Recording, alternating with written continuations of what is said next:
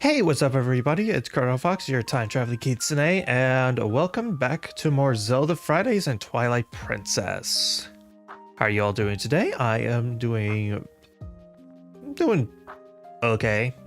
I'll talk about it in a sec. But first off, how are you guys doing? I hope you're having a good day, and if not, then I hope I can make it just a little bit better. Okay, so basically I am only doing okay. So yesterday had a little bit of a plumbing issue. Basically, I have to take apart my toilet. It wasn't working quite right, and then so it was initially just going to be a simple toilet swap, and then yeah, it ended up being a lot more because there's now issues with the floor. So now we have to replace the flooring, and our bathroom is out of commission. And now one of the bathrooms at my place is out of commission for probably the next week. So fun. Don't worry, I still have functioning toilets. I'm not going out and taking a crap out in my backyard or anything like that. But yeah, that was my day yesterday. Wish I could have been doing something more fun, but yeah, that's just how it would be. All right, so in terms of other things going on, there's not much happening right now.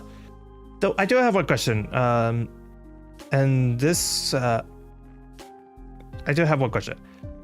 Would you guys be okay with me starting stream later in the day? Because I've been thinking lately, and I've been thinking that maybe I want to start stream later in the evening. Like, not super late, but a little bit later than what I've been doing. Because even though I like streaming in the afternoon, I feel like I would probably get a lot more of you watching if I did it later in the evening. Because of, you know, everybody's off work and you can actually sit down and relax and watch. So I just want your guys' input on that.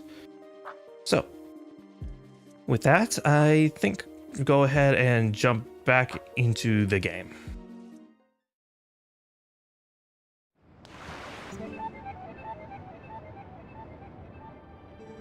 Well, welcome back.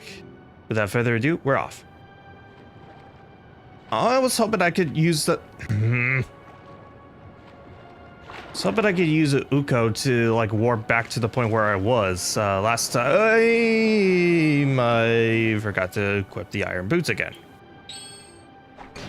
So yeah, last time we completed the Temple of Time and started City in the Sky and got the double claw shots.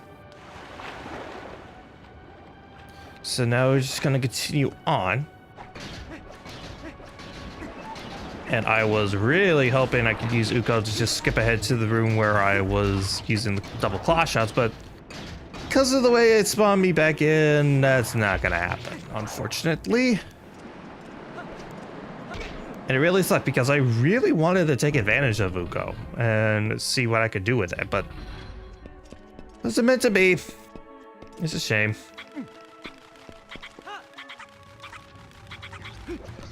All right.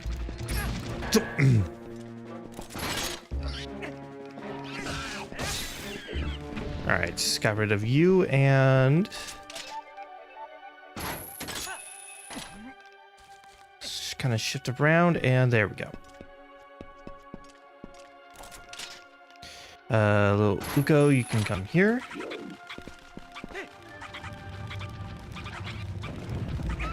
Throw you to safety.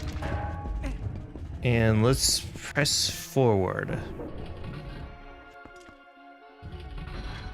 And actually, let me check something real quick. Because I want to see if just that one room where I did the double claw shots from, if there's anything else I can really do in that space. Like if there's any other treasure chests or anything like that.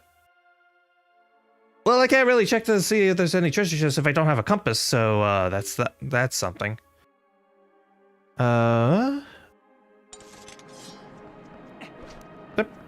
probably isn't anything. Fingers crossed. So I think what I'm gonna do instead is go out through that door. Just go through this door and just continue on. So plop down and let's move on.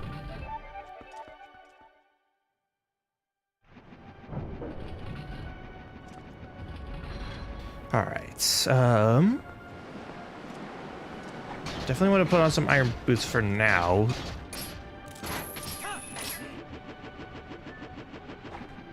Probably don't want to be wearing iron boots when clinging onto the pea hats. All right, sling from thing to thing and drop.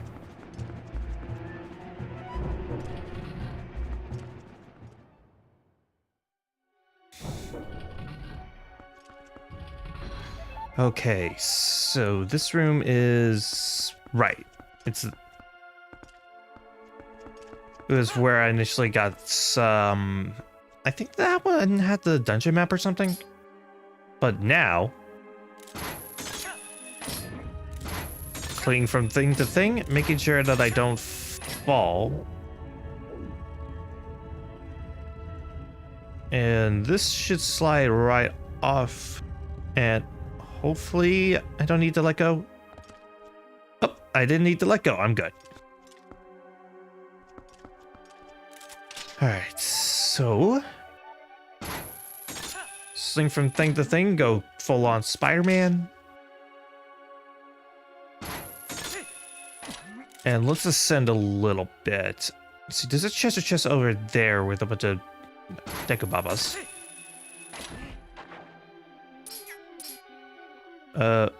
Why am I targeting something way up high like that? All right, slash that, stun, and slash. There we go. That's better. Got some arrows. Good, good, good. Sling for the thing. Here we go. Hop through the little gap.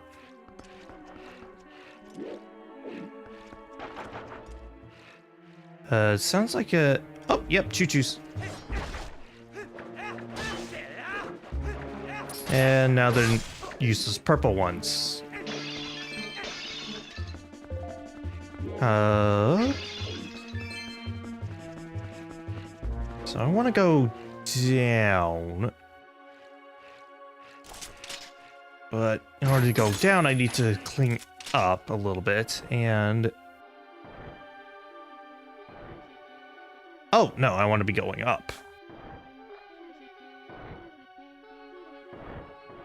Is there something up above that I can cling on to? No. This is confusing. Maybe I just drop down? Oh, yeah.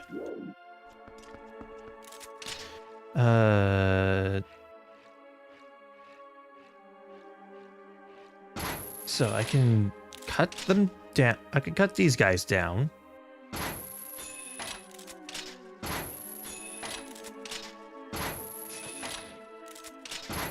There we go. All right, slower down, and yep, I do it.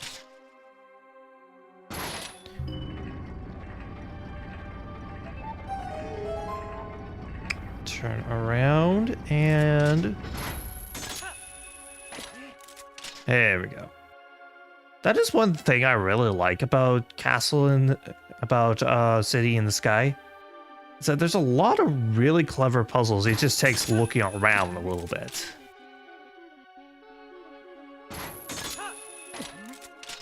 Again, dungeons in this game are really friggin' good. I consider most of them to be some of the best in the entire series. Alright, so I want to... So I need to be a little careful here. Because I don't want to fall off. And an Uko stamp. Yay. Stamp that I definitely do not want to use even if Miiverse was still around. Yep, I figured that was going to be the case. So get rid of these little fakers. And let's get some money. Or bombs. Bombs are good too. Bombs are good too. Oh.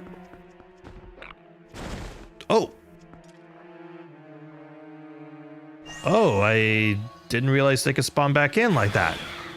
Well, dang. Huh. Okay. That's good to know. Okay, whatever. Gonna go to this door. Because I saw, yes, that I haven't visited this room yet.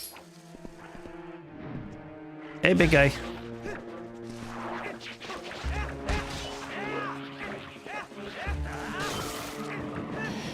Yeah, I haven't seen one of these guys since the Forest Temple.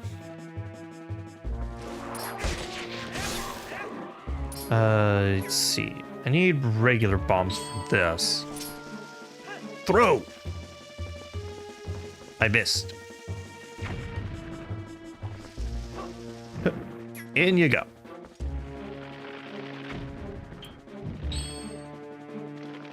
And then want to have the bomb arrows back. Oh, I need to defeat all the enemies for this. Okay.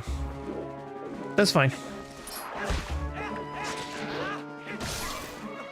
Oh, okay. Okay, back up, back up, back up. Or do I? Huh, I would have figured that I would have got an item here. It just felt like the right kind of spot for that kind of thing. Huh. Okay. Not a problem. Yes, I can reach here. Okay, I got a little bit of time before that thing falls off, so there we go.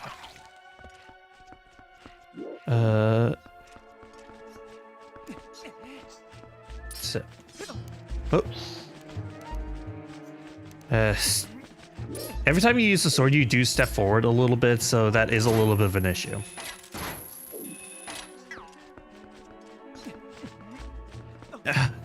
These keys. There we go. Took care of one. So I want to walk very carefully.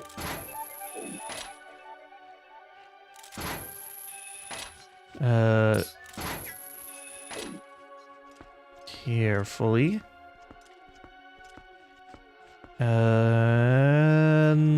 Treasure chest. 20 arrows. Almost said rupees. Though, correct me if I'm wrong, but weren't arrows also rupees like in the original OOZ?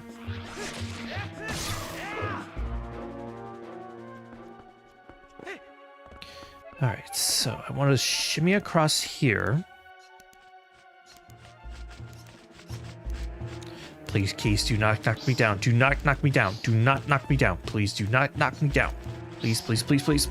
Thank you. A little bit of a jump scare with that little Dekababa, but not a problem. Ooh, piece of heart and a new heart container. That makes 13. Alright, almost missed out on a little bit of money. Is there anywhere else I can claw shot to? Probably not from this spot, but maybe from another? In the original, after getting arrows, it costs 1 rupee per arrow. No rupees, no shooting. Okay.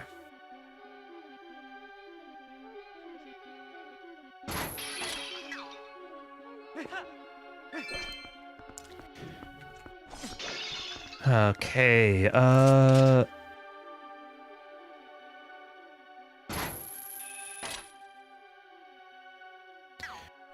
okay, I think I know what I'm supposed to do now. But first, I need to reset this room so I can have that, that platform back.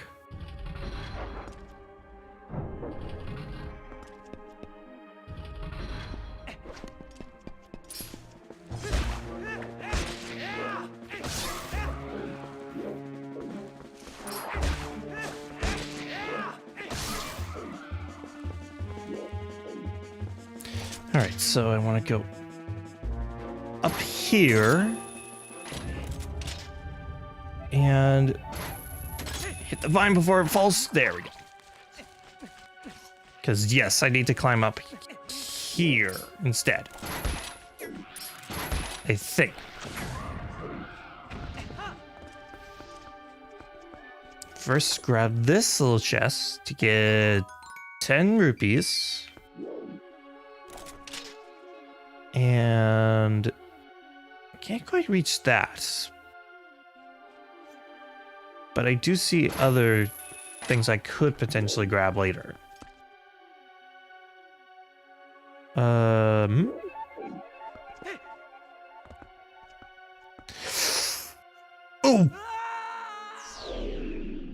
Okay, that didn't work.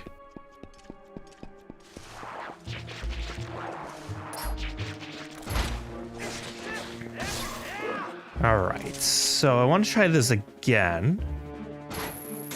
Because I feel like there's something I can do in this room. I just need to find it.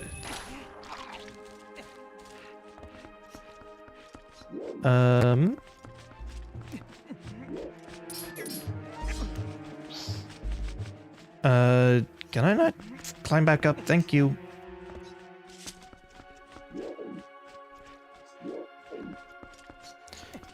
Okay. Stun you with the Gale Boomerang, and there we go. That's better. So just walk across this very carefully. So I think eventually I'll get to a point where I can reach that.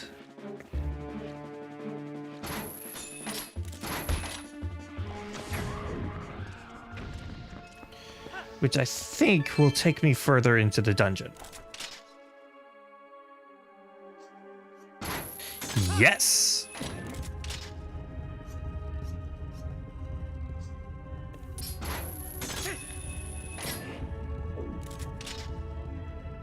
Alright, and hit that.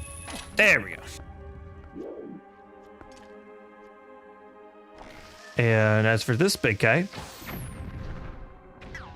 Yeah, I figured out last time, those things insta-die to bomb arrows if they're not aware of where you are. And I can drop down here. Yes, alright. Now we're talking.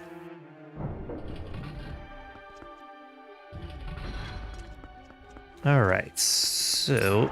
Oh, I think I know where this is. This is starting to look a little familiar to me. If I am not mistaken, need to be looking up and looking around for something. There it is. Yeah, this leads into probably the only real lame part about a city in the sky.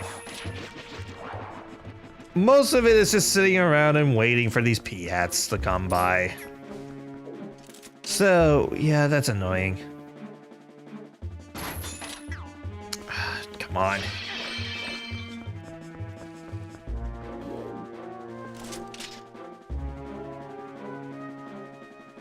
Alright. Grab that. And, oh my. Okay. So, for getting over there, I need to wait for another peahat to pass by.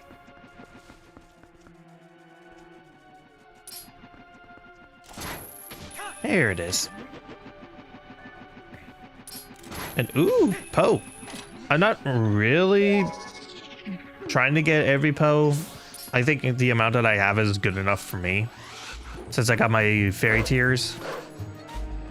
But still, if it's here, I might as well grab it. Curse the Z targeting for locking onto the wrong thing. And rip you out.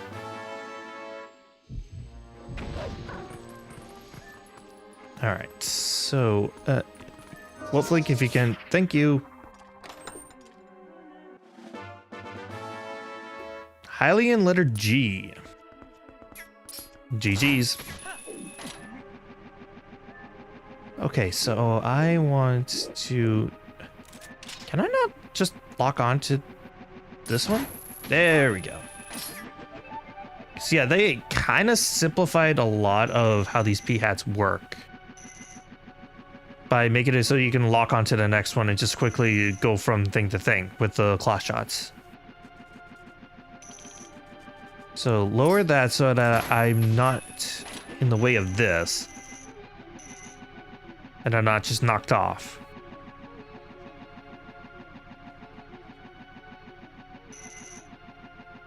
Hopefully this is high enough without... There we go, that's better.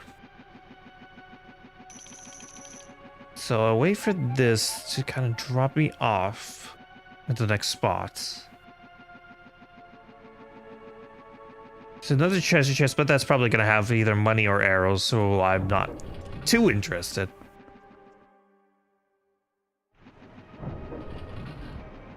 Let's move on to the next spot. Probably want to have iron boots for this. Just in case. Alright, next, and...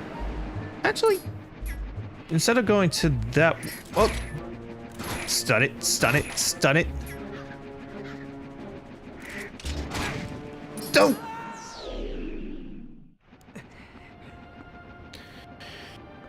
Okay.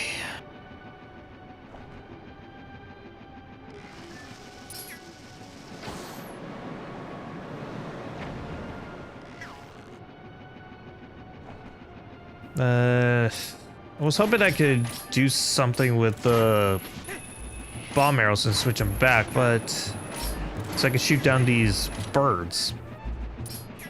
But it's not. Oh.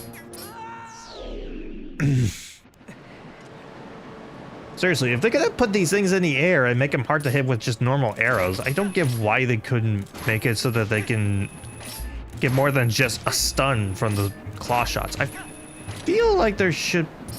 I feel like that could have been improved on. That could have been reworked a little bit more.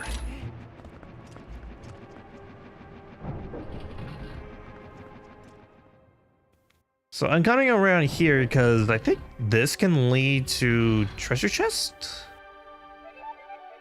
Yes.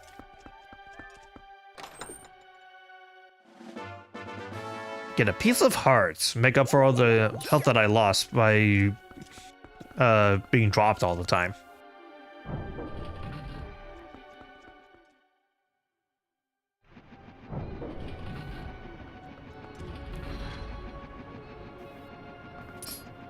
All right, so now for real, let's go to that kind of center spot. And drop.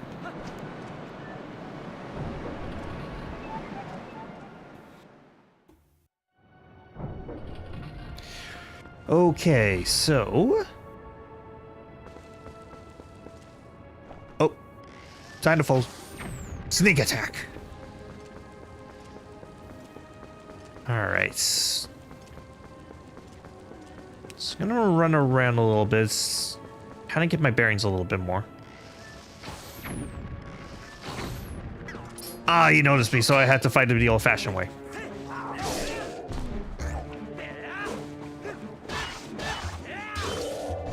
Knock you down and...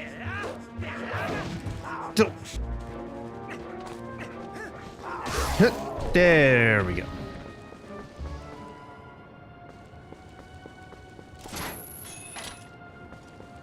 Okay, so there's another central room here. Let's go in and see what's in there. It's my biggest fan.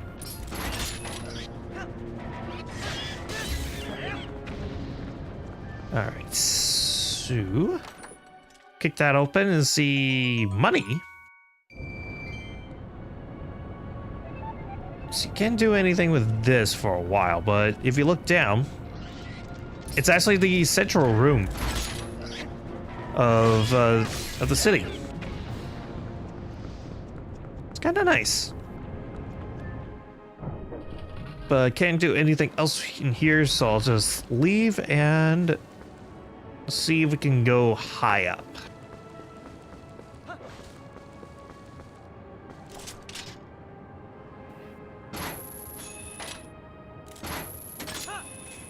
All right, there we go.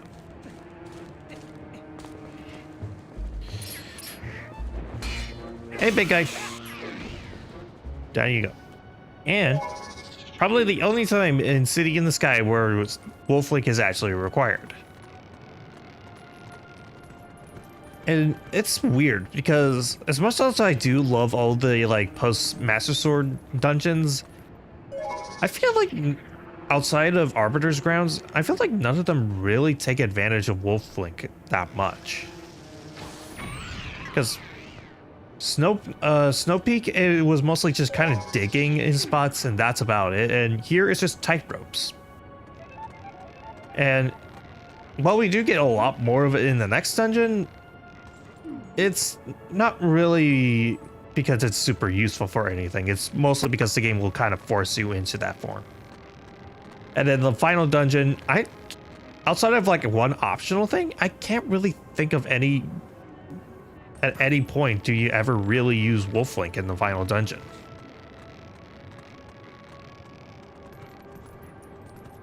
And it's a shame because I like Wolf Link. I mean, yeah, I did have my complaints about all the tier collecting things, but that was just because the game kind of grinds things to a halt for a second. The actual gameplay itself, I actually really like. Like, I love running around as Wolf Link and beating up enemies using Midna's powers. Like, that's fun. I like that. It's when the game kind of forces you into it that it gets a little annoying. Right, for this, I want to attach myself to this. Assuming that this thing is supposed to knock me off. Oh, there we go. Dodge that and...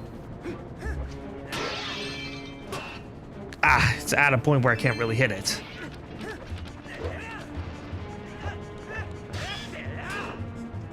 Hey, big guy. Come on, come on. Charge it. And down it goes.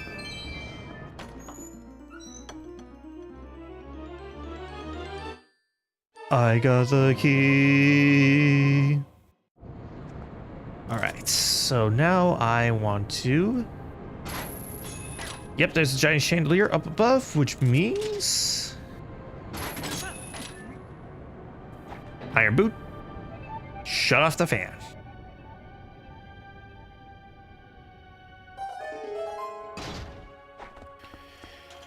Alright. So I think I can hop down here. And yes, I can just make my way into the central room from here. So, okay. Let me take a look at the map, see what other rooms I haven't quite visited yet. Because I know I'm supposed to, like, activate the fan a little bit.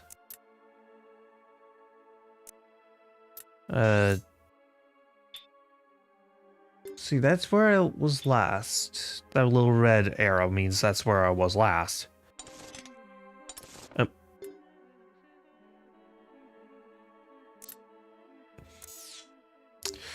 So, let's see, what other rooms have I not visited yet? I've visited them all.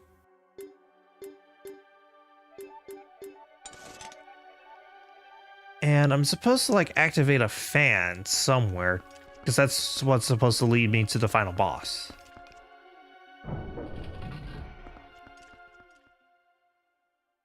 Unless... Is the natural wind just strong enough to move? No. I do need to activate the fan. That's up here.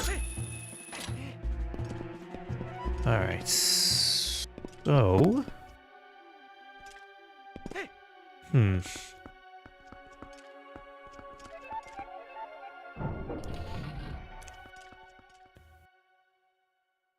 Maybe I needed to go back to kind of where I got the double claw shots, and maybe there's some kind of mechanism that is supposed to activate from there.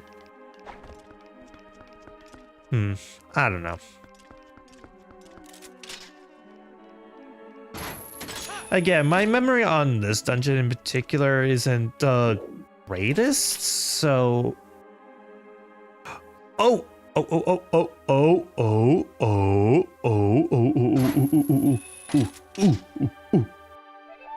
Turning into a gorilla. I see now what I'm supposed to do. So, let me get back. Why is it telling me that I can lock onto that if I can't?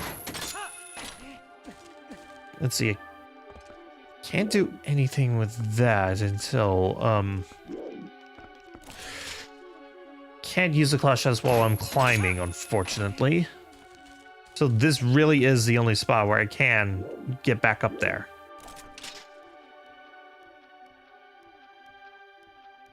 Please, please, please. Thank you! Oh. Fan blade is blocking my path. Okay. Get out! Oh, fine. You want to play it that way? Fine. There you go, big guy.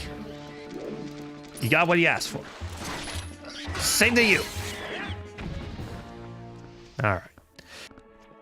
Now then. Climb it, latch onto the ceiling. And if I'm... Yes, there's a little chandelier thing just out of view. Put on the iron boots and that activates the fan.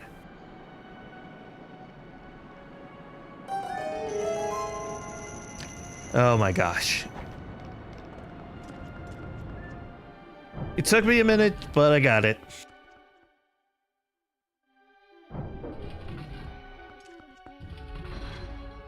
So now it's just straight to the boss room. I don't even care about the compass. What was he doing? Bro is really just like, I'm just gonna fly straight into the wall. Thought it'd be fun. So, okay, maybe don't wear iron boots for this. It sent me flying. I went flying.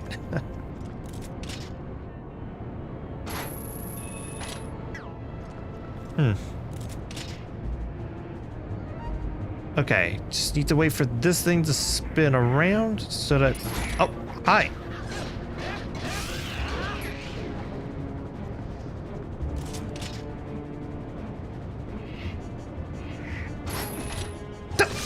Ah. Die, thing of evil.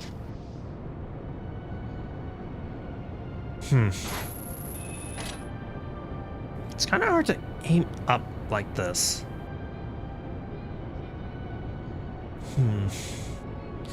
I guess while we're trying to make our way over to the boss, I think I'm gonna go ahead and give kind of my theory on what City in the Sky is. And keep in mind, this is a theory. There's nothing that really confirms anything. This is just kind of what I've observed. I think City in the Sky are the remains of Skyloft, and that the Uko are descendants of the Loftwings, or are descendants of something from Skyloft. Not only does a lot of the architecture kind of remind me a little bit of some of the islands in Skyloft, but think about it. They said that the Uko has existed as long as the gods have, and Skyloft was created by the goddess Hylia herself to protect the people from the imprisoned all that time ago. There's not many other like flying structures, at least if we're not looking at Tears of the Kingdom, where I think the Cataclysm with Ganon! Where the Cataclysm with Ganon, I have to do it all over again. Where the Cataclysm of Ganon caused all the islands to appear in Tears of the Kingdom.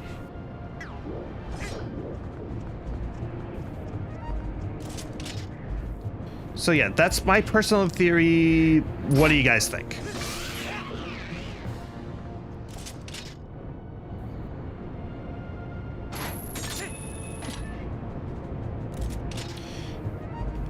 All right. Hopefully no other birds come. Gotcha.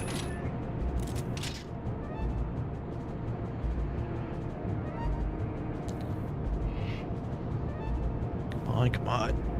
Spin around a little faster, please. Spin around a little faster before these birds come. Gotcha.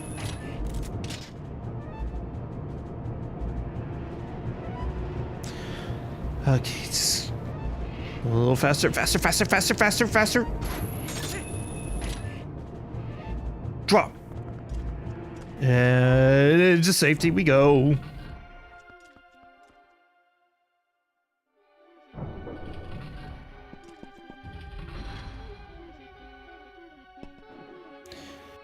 All right, kind of last little climb up to the boss.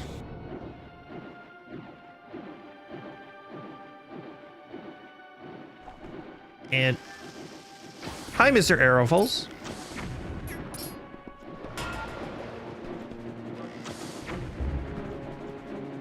Okay, yeah, looks like they're not affected by bomb arrows. Great. But yeah, the mini-boss has just now become a regular enemy.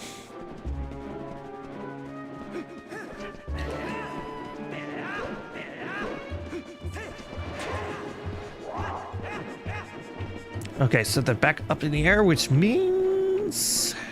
Show your shield, show your shield. Not you. There you are. Took you down. And get 50 rupees. Not bad. Not bad. Get over here.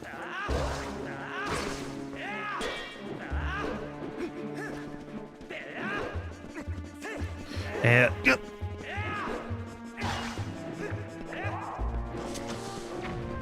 alright, I missed.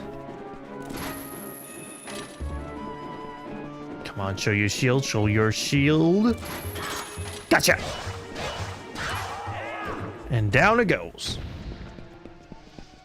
What, no money like your friend? That's disappointing.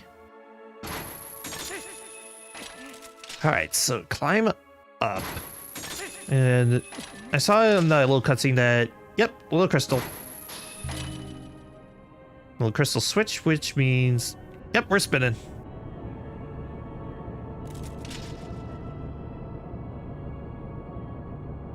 Alright, latch onto. I said latch onto. No, come back! Come back! Ugh. That is one downside to the double claw shots. They are sometimes a little slow to really latch onto their target, which means you can miss even if the indicator says you will hit it. It does get a little annoying. Like, see, I hit it when it was yellow and yet it didn't count.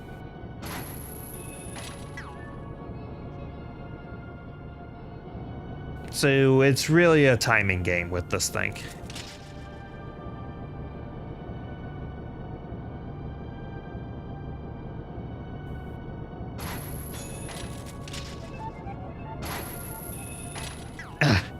You know what? I'm gonna try this again, only this time I'm gonna go on the far right instead of on the inside.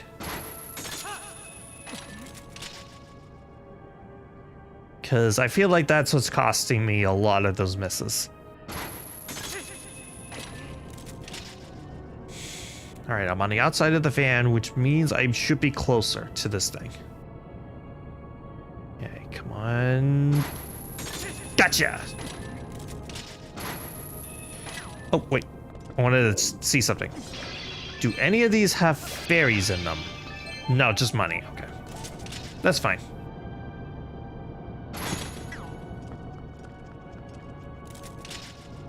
Alright, so I want to be on the outside of the fan.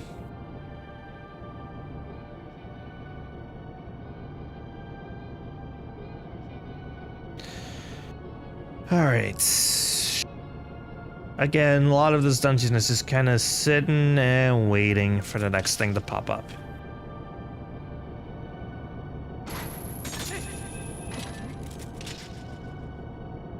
Alright, so there's another one up there. Got it. Again, I want to dip down and see if there's any fairies in these pots. I don't think I want to be fighting the boss with just 4 hearts. I feel like that's a... Oh, yep, there we go. Fairy. No! Oh, that was a blue chew. That would have been a full heal. Oh, dang it.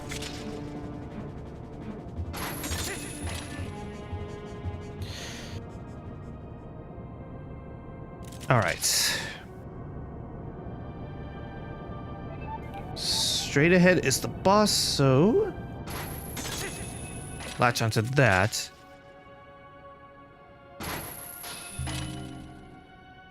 Get that to start moving, and just one last target to hit.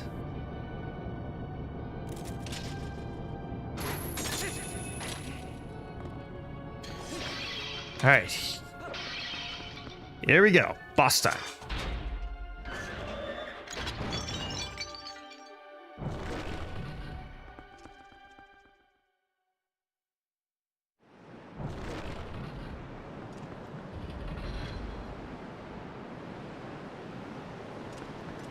Okay.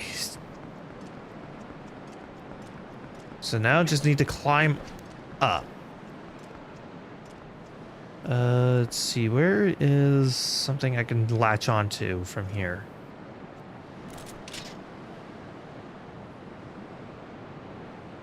Because I know that there's some way up there. Unless it's back here. Oh, yep. I see it.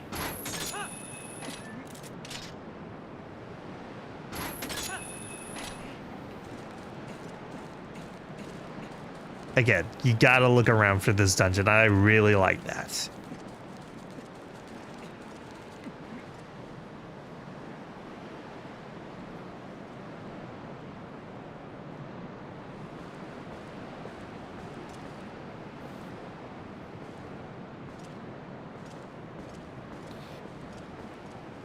And now for another one of my favorite bosses in the game.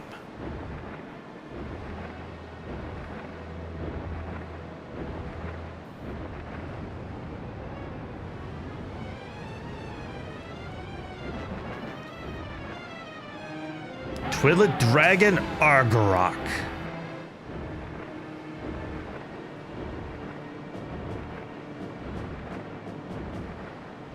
So yeah, we're fighting a giant armored dragon in the middle of a storm. And you get to use the double claw shots for it too. It is so cool. I love it.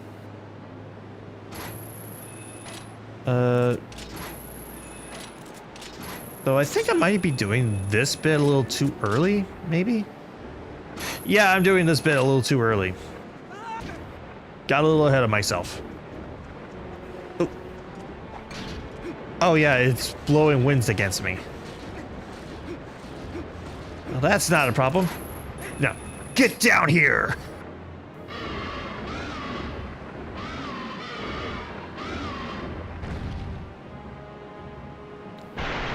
Break some of its armor.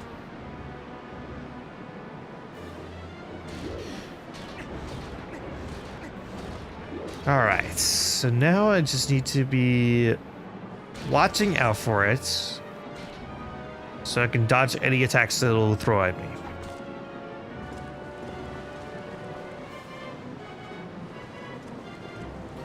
Hey, big guy. Come on, come on, come on. I know you wanna attack me. Come on.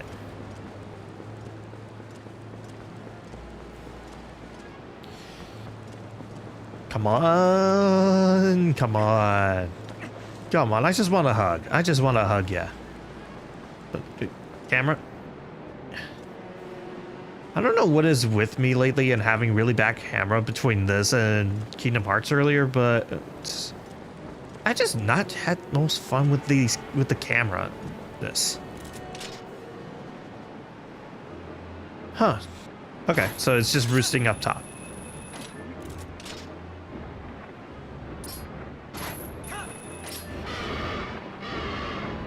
Weigh it down and slam.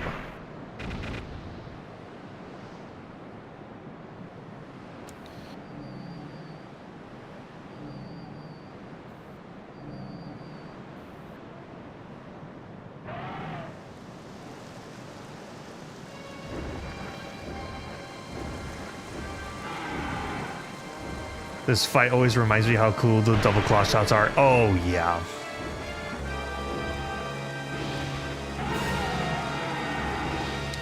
The final phase.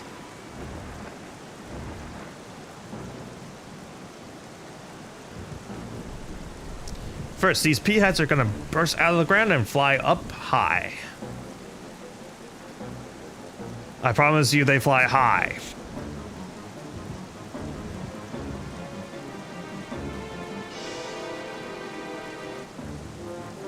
Okay, so I want to take off the... Oh, I might want to keep on the iron boots for a bit.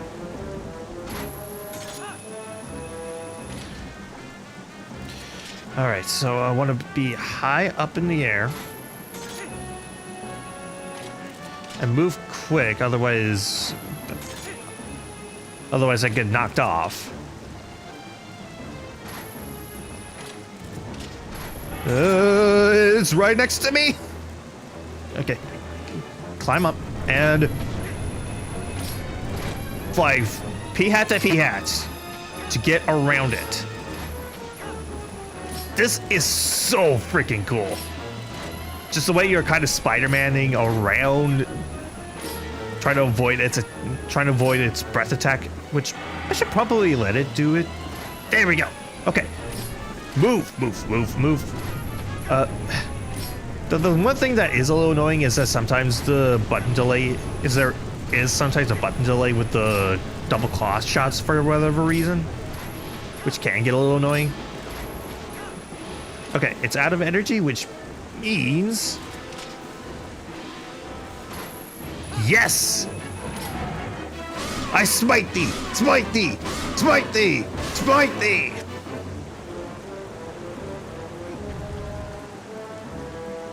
While it's down, let's get back up there. I thought it was moving there for a second. I guess the winds were strong enough to do that. Okay. A little higher up. A little higher up. And, oh, I can reach it. Good. All right. Start moving. All right. First, let out your breath attack. Let out your breath attack. I know you got it in you. I know you want to cook me to a crisp. Oh, yep, there we go. Start moving.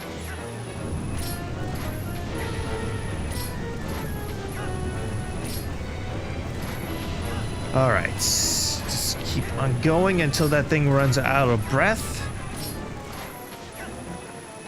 All right.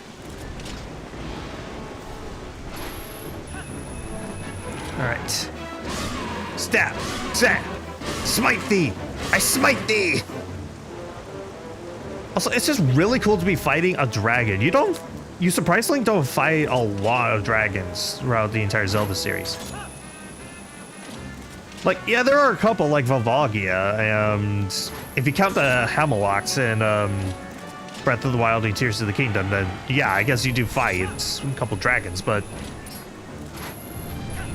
yeah, this is one of the few, but yeah, you don't really fight a ton of these, surprisingly enough. All right, let out your breath attack again. Come on, come on, come on. Don't you want some fried Linky? Don't you want fried Linky? Come on. There we go.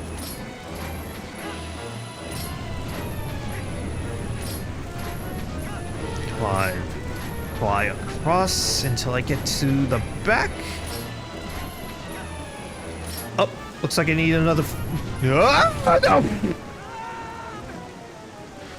Right, he changed his direction during this particular phase. I nearly forgot. Oh well, he didn't do that much damage to me. I'll be okay. Plus I got another fairy and red potion. And the great fairy tier still. So it's not like I'm scrapped for healing right now. I'm in any danger of a game over right now. Okay, let out your breath attack again. Come on, big guy. Come on, don't you want some fried link? There you go.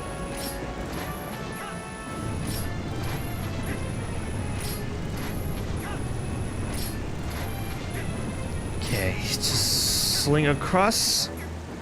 Okay, it's about to change direction with its breath attack. Go.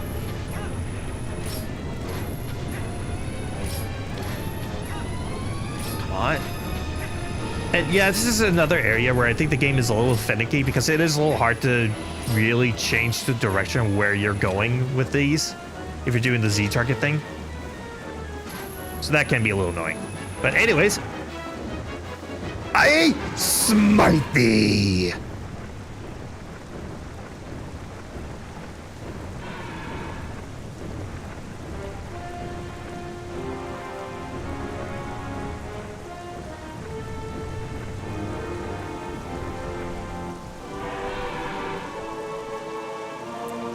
Down it goes.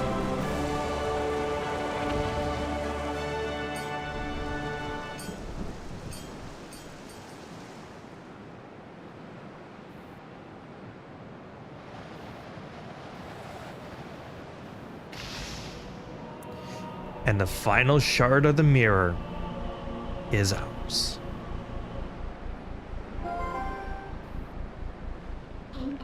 My dude, you did it! The fourth shard. Now we have them all. Hey, the words of the sages, do you remember them? Only the true ruler of the Twilight and destroy the Mirror of Twilight. Zan could only break the Mirror of Twilight into shards. He couldn't utterly shatter it. That's proof of his false kingship.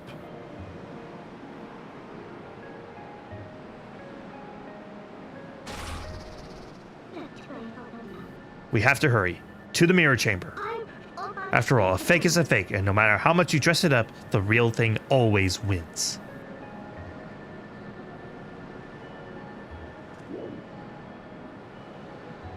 You know what?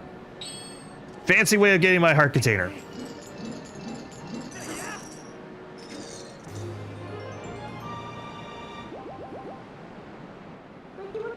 I'll get you out of here. Yep, nothing else.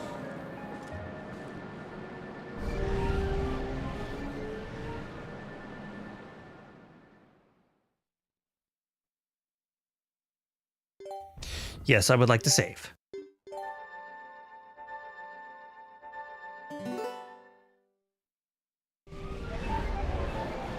Spawns me right next to the cannon.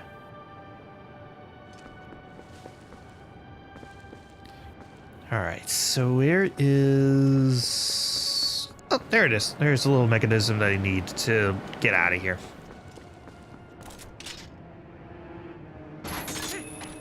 Launch me! And, oh yeah, I guess I can also mention, this is the last dungeon that you'll ever have access to Uko. She is now permanently gone. Hallelujah! Crash land right into Lake Hylia.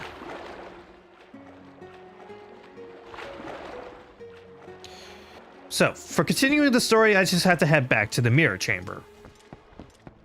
But first, there's a couple of things I want to do first. First, Midna. I'm far away from the cannon man. I'm pretty sure he can't see me. Whatever. And I just realized I probably could just do this. There we go. First, I want to make a stop at Castletown for a sec.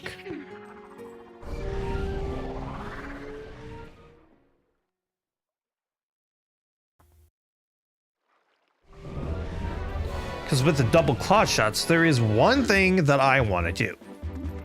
And it's one that I've held off on doing for a while. Oh, but first, mail call. Greetings! I have come to deliver a letter. 3 letters. Oh. Well, my business is concluded. Onward to mail. Let's see what those letters are.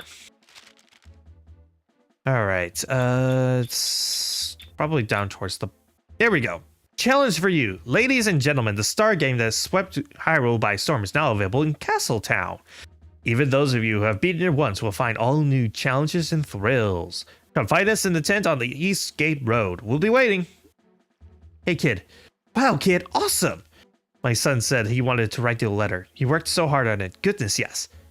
I'll say he worked really hard considering that Uko Jr. literally does not have hands.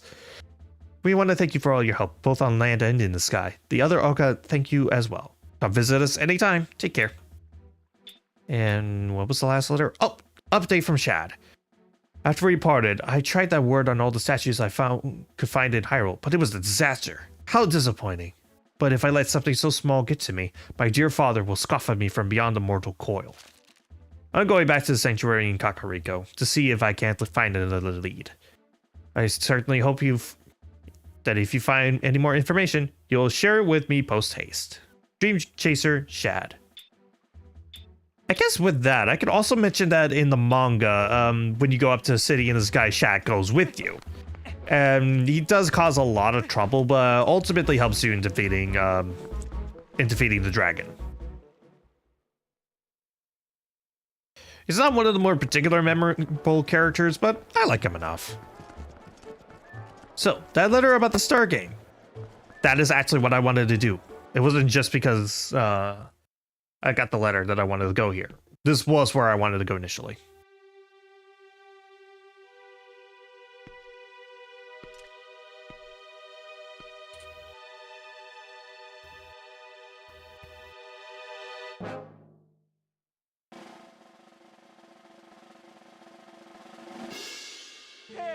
Greetings and salutations, good sir.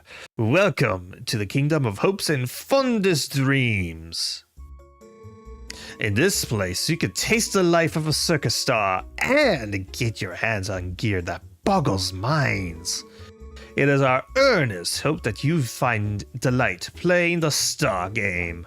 The rules are exceedingly simple. So all you must endeavor to do is track down all the glowing orbs and to collect them all before time runs out. Rather outstanding name, I must say. Step right up, shyness be gone. It's only 10 rupees. Who's up to the challenge? I could have done this from the first time I went to the Hyrule Castle Town, but I wanted to wait until I got the double claw shots for this. Many thanks, good sir. The game will begin once you enter the cage. May chance favor you. Good sir, are you at the ready? Then away we go. This minigame is pretty simple. Collect all the orbs in 30 seconds. For this first one, you don't need any items. You can literally hop across things. But you can always make them go faster with the claw shots. Alright, so I think from here I can just go straight across. There we go. Easy, easy. Impossible. What a happy day this is. The debut of a new star. Showers of applause all around. To the star, I shall give this.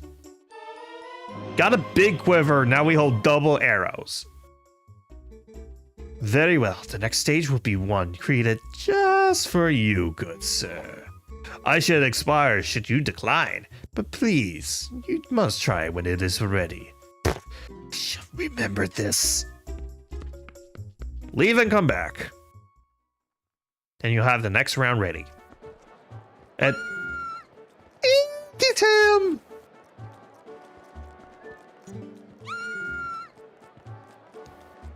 This is the only other way to get hearts to spawn in hero mode. And they run away.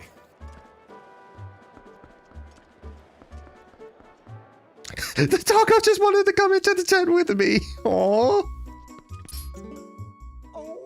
Oh, fine day. I waited, you good sir. Alright, 15 rupees this time.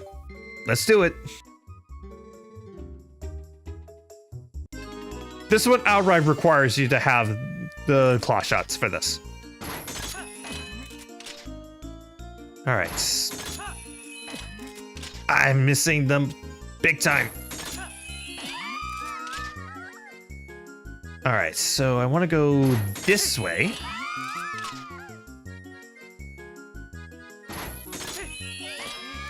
Alright.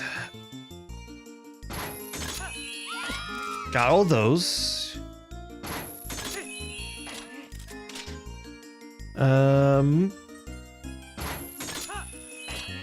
I feel like there's probably a more efficient way than what I'm doing, but at this point, I'm kind of just experimenting a little bit. All right. Grab two at once. Thankfully, you're giving a lot of time to really experiment with this and see which ways are the fastest routes, but yeah. Because admittedly, I've only done this particular version of the challenge once, like completed it once before.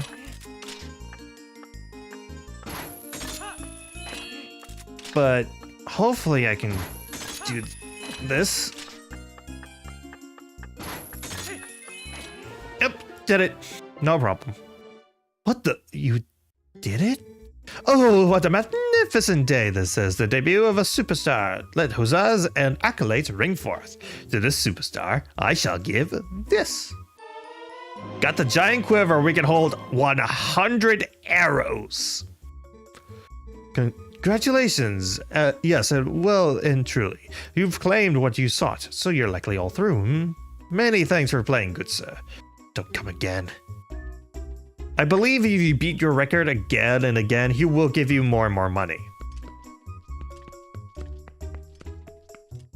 But yeah, that's all I wanted from the Star game. I just wanted to have the biggest quiver so I can hold the max amount of arrows that I can.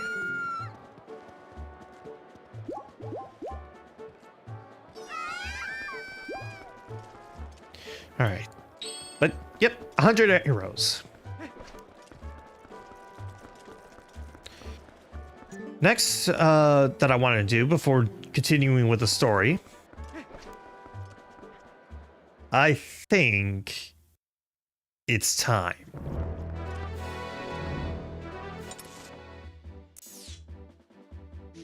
Want to go to the desert province? To the Gerudo Mesa. Because this is the earliest point in which I would recommend going and doing this, is right after you complete City in the Sky. I'm gonna give this one honest try. If I don't get it, then I'll probably wait until the next dungeon is done.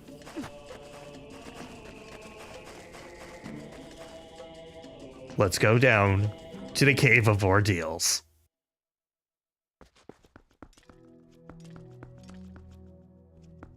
My tip for you, take advantage of these ledges.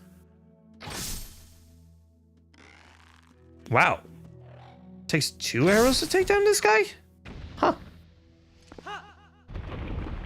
Yeah, you can still do things even from the top of the top ledge. So, if there's enemies that you could just easily snipe with the bow, use that top ledge to take care of him now.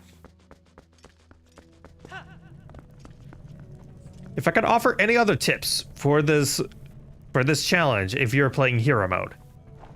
And yeah, this kind of sucks for like 90% of you, but if you have a Link amiibo, it is a full heal. Those are still usable here in the Cave of Ordeals. So if you're desperate for healing at any point and you don't have any healing items, just pull out a Link amiibo that you have lying around. Any of them will count. And heck, if you have multiple Link amiibos, like if you have a Breath of the Wild one plus a Toon Link one, you can use them separately so you have 2 full heals to deal with this. I, however, do not have amiibo, so I'm going in and probably gonna die very early on.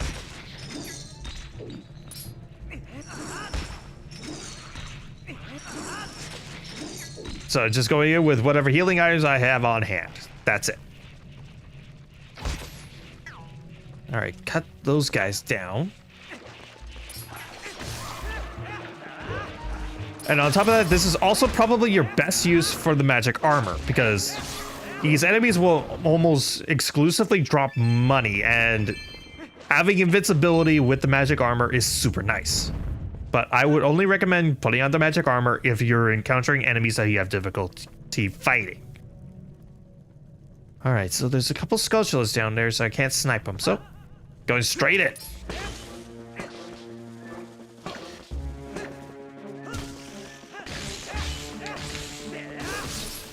All right, that's 1 down, 2 down, 3 down.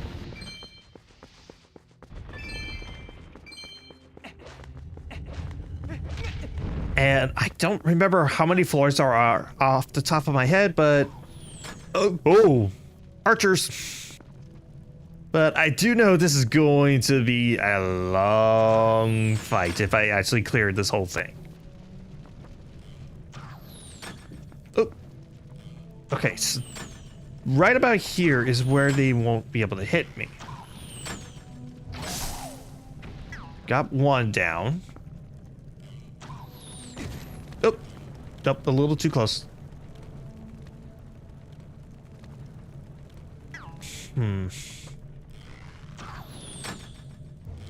Right about here. 2 down.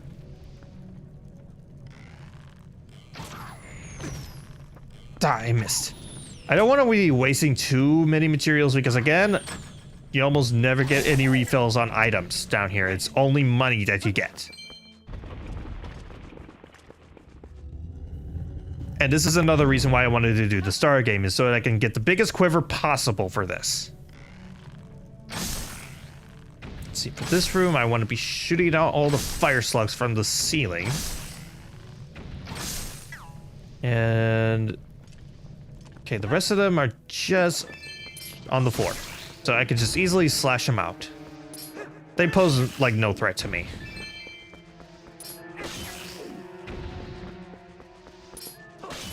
There we go.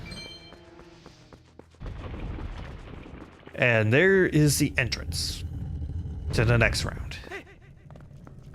Okay, who am I dealing with next? Looks like fire bubbles this time. Okay. I think I can snipe them from up here. Oh no, those are fire keys, not fire bubbles. Never mind. Yeah, they're still pretty easy to take out, so I don't care too much. It might be easier if they're kind of locked onto me from here.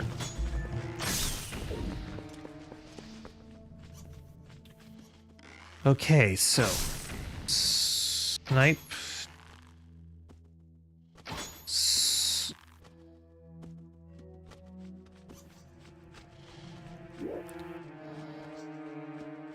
Snipe and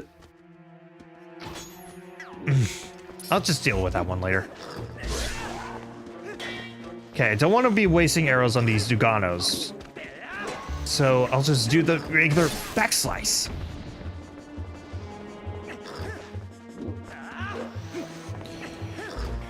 All right, there we go. Also, you can do this with the Wolfling. Like, you can fight these enemies with the Wolfling form, should you choose to. I don't really recommend it, but it's something you can still do. And plus, this really does feel more like Link's fight. And if you're playing the HD version, you can also use Amiibo, the Wolfling Amiibo, to access the Cave of Shadows, which is basically the Cave of Ordeals, only you are stuck as Wolfling for the entire thing. It's pretty pointless. All you really get at the end is money and I think also a wallet upgrade. So it's not particularly useful. But if you want an extra challenge, or if you really like Wolfling's combat, and you have a Wolfling amiibo lying around, I guess it could be useful. Oh yeah, by completing that challenge, you also gain access to adding more health to Wolflink in Breath of the Wild. Like, using that same amiibo will gain you more health for that. Alright. Couple Dynafalls. Bomb arrows are the key. You can level up your amiibo for Breath of the Wild doing it too, yeah. Oh, there were a couple of archers back there. Sneaky little guys. Well, I know how to deal with you. Oh. Missed the mortal draw. I need to not be so fancy with this. So. Okay, I need to not be fancy with these attacks.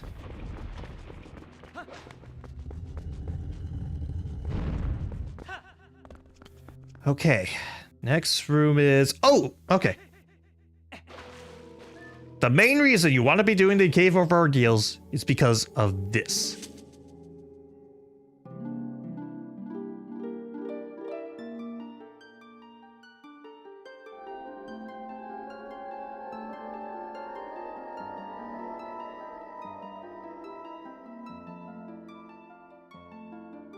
Meet this game's version of the Great Fairy. Welcome, hero, to the Cave of Ordeals. I am the Great Fairy. I reign over all fairies of this realm as their queen. In praise of your efforts thus far, I will release fairies to Ordon Spring. From this point on, you will have need of the ancient power that allows one to walk along a cliff without a single foothold. If you want to give up the fight for now and go re-equip yourself, I can return you to the surface. You need merely speak to me.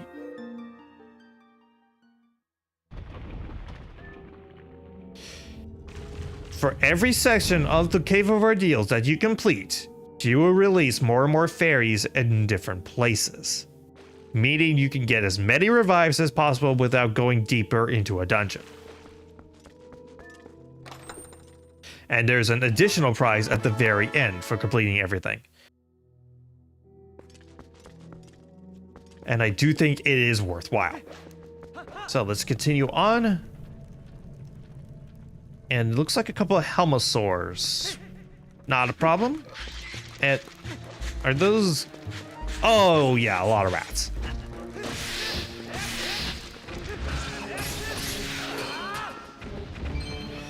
Alright, get a bunch of money for that and... Claw shot.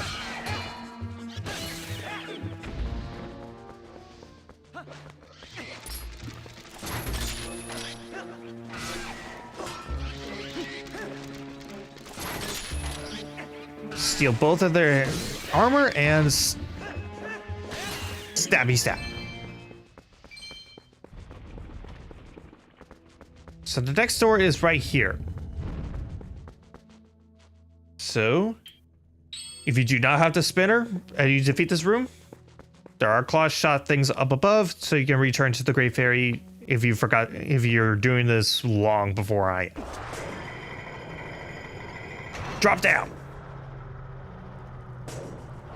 Alright, so what am I dealing with next? A giant chew. Not a problem. Couple of good spin attacks should take care of it.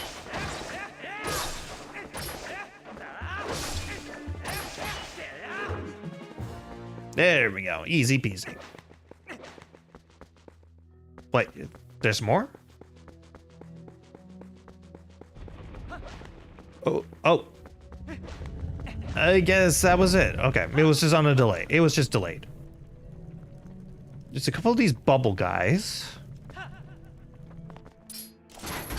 Grab you. Because I want to conserve my bombs and arrows for this.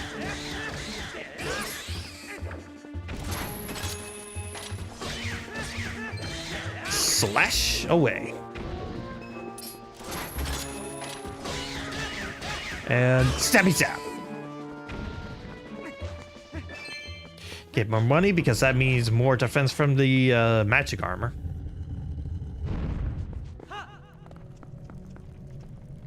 Okay. Looks like bubbles this time, and I can kind of tell which ones are because their eyes are glowing. 2, 3. It might be faster just to go after them. Spit attack, spit attack, spit attack, spit attack, spit attack. All right.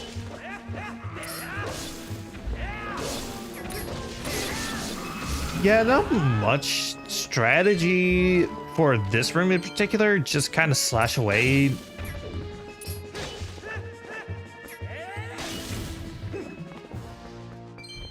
I mean, bubbles are pretty easy to take down, so I wouldn't worry too much about them.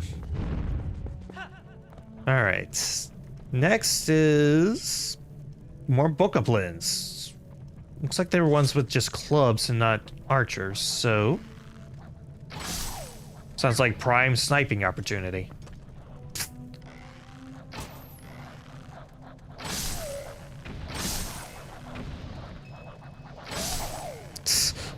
They're like, it's raining arrows! Run! I missed! That would have been so cool if I hit them all with that jump attack.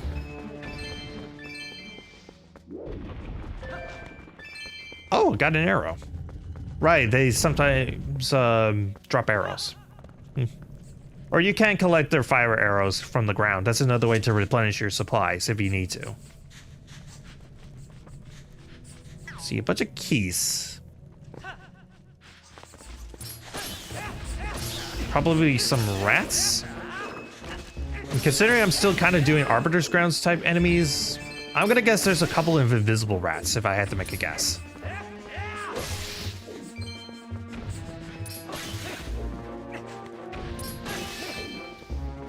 Or maybe it's just these enemies just in the dark. Because if there were like those invisible rats, they would have clung on to me by now.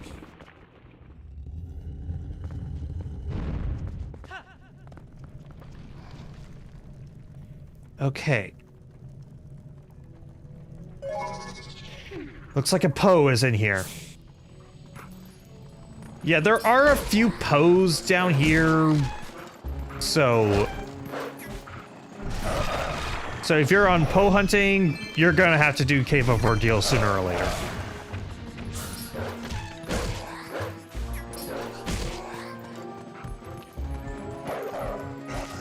Rip out the soul!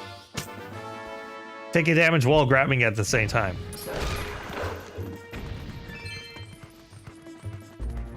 Alright.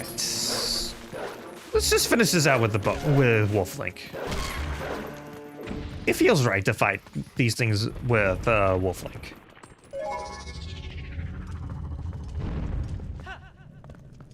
Alright, what's next?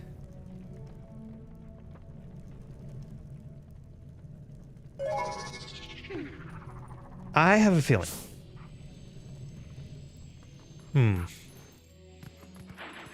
Oh! Okay.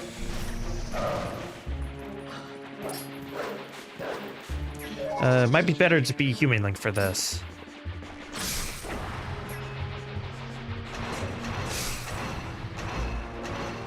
Again, Spinner. It's a surprisingly versatile weapon when you know how to use it.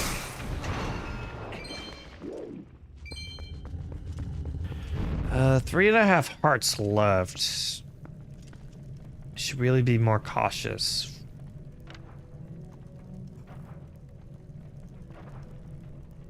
Golden Chew. Okay, I have to be careful with this one. Okay, take care of that.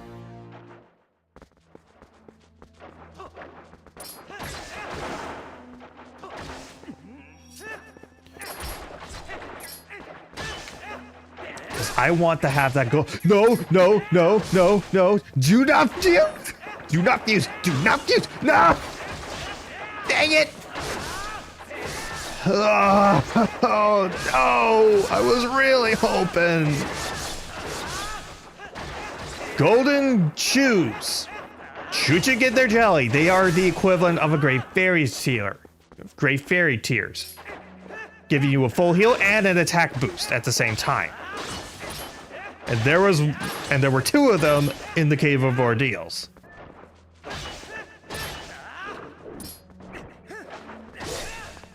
But because they fused with other chews, they became purple. Which is the worst chew which is the worst chew.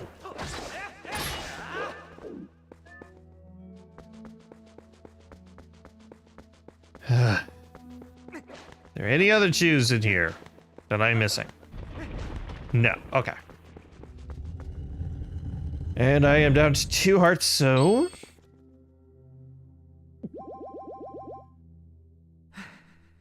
There we go.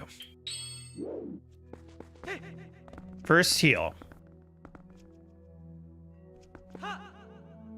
Unfortunately, the Great Fairy does not heal you in between stuff, like in other iterations. It's just a shame.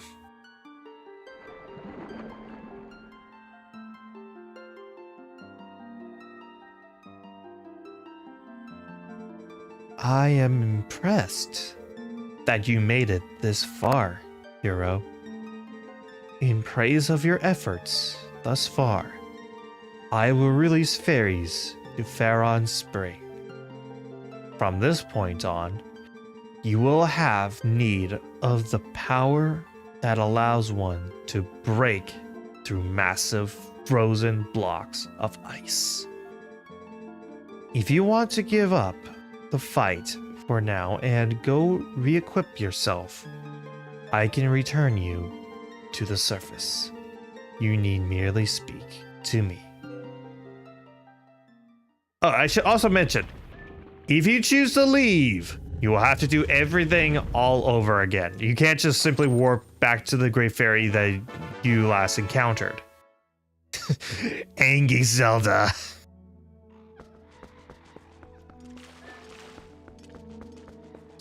You have to do the entire Cave of Ordeals in one go. Alright, ball and chain, and there's a couple of those orc guys down there.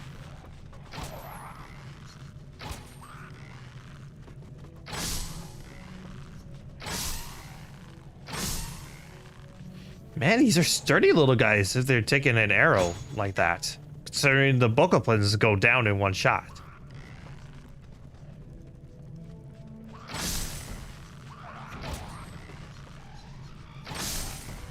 Down that goes.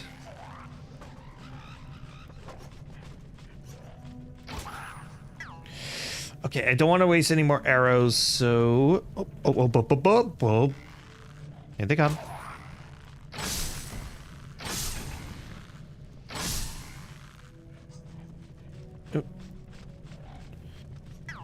Okay, just wait for them to kind of spread out a little bit more, and...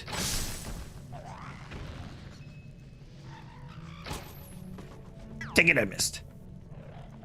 Down we go. Okay. 2 of these keys left, and... Let's be fancy.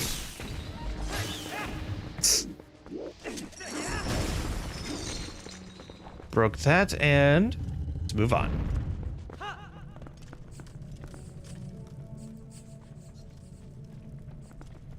Looks like a bunch of keys and rats. I'm gonna say, oh, yep, ghost rats.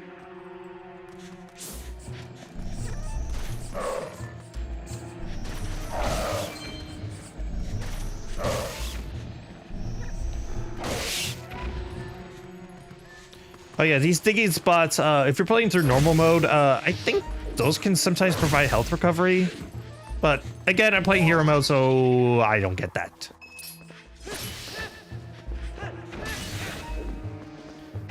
Okay.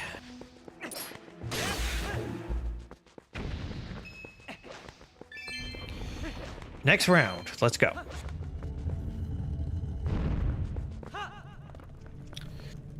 What am I dealing with here?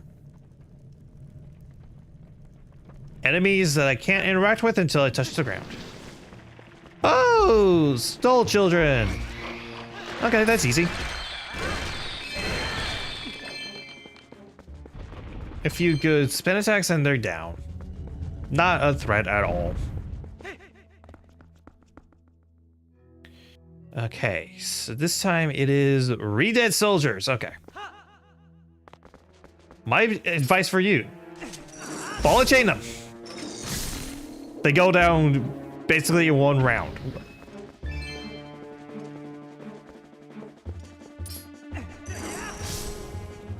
Because you get hit once and then get hit again by the rebound and they go down.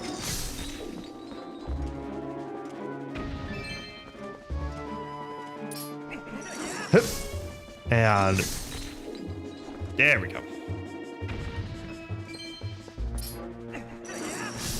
And rebound.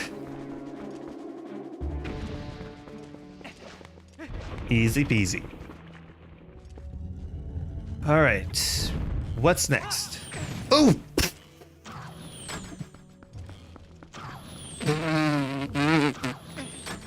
Okay, that was a good shot. That was a good shot, I have to admit.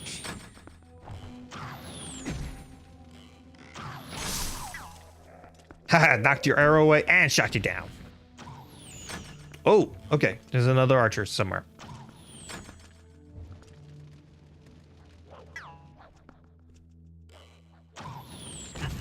Ah.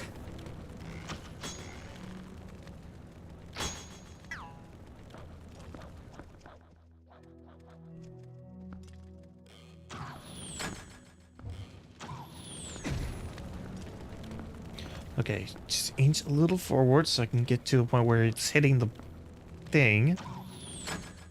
There we go. I can still hit you. And you. And you. They're all just gathering to one spot. Nice.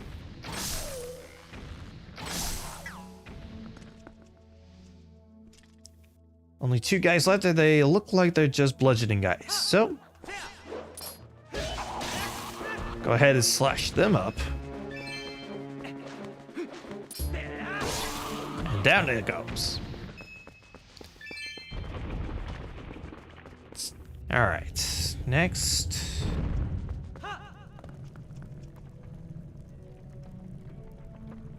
Looks like a Stalfos, so I want to have bomb arrows for this. Let's go.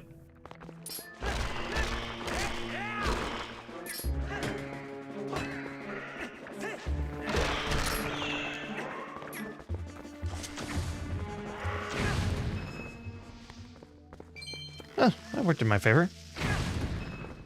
I know that was suicide, but whatever.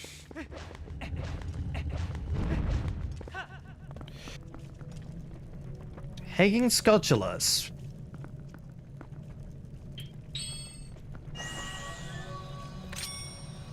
Okay, so 1, 2, 3. Knock them all down from the webs. The top down. Oh, and bubbles. Okay.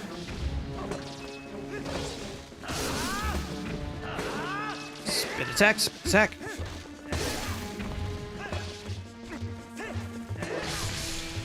All right, constantly spam the spin attack so I can keep enemies off of me.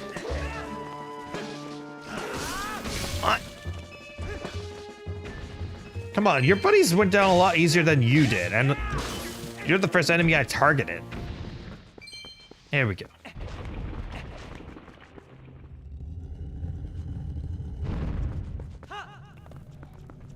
Okay, next is... It's like Dynafulls and a bunch of soldiers. So... Bomb arrow? Oh.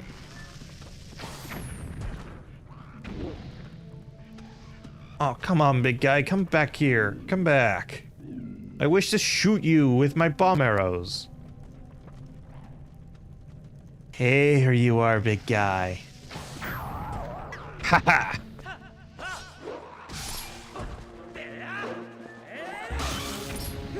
Dodge.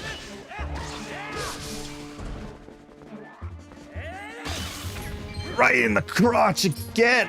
Link, why do you go for the family jewels? I know they drop rupees, but that doesn't mean you get to go after their family jewels like that. Ah, why? Okay, whatever. Okay, only have 5 hearts left, so I need to be a bit more cautious.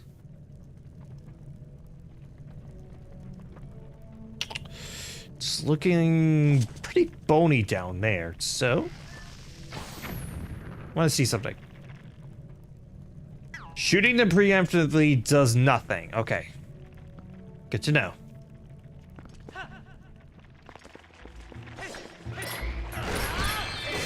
It looks like fire bubbles are being added into the mix.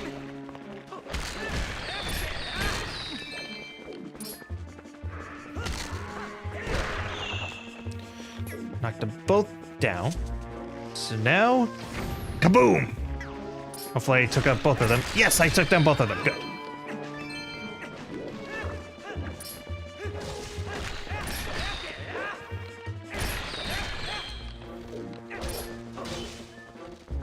And down goes that bubble. And down with the bubble. Is that it? Oh, I'm missing one.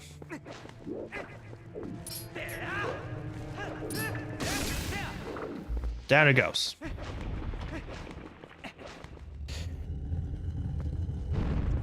What is the next round? Oh, fairy time.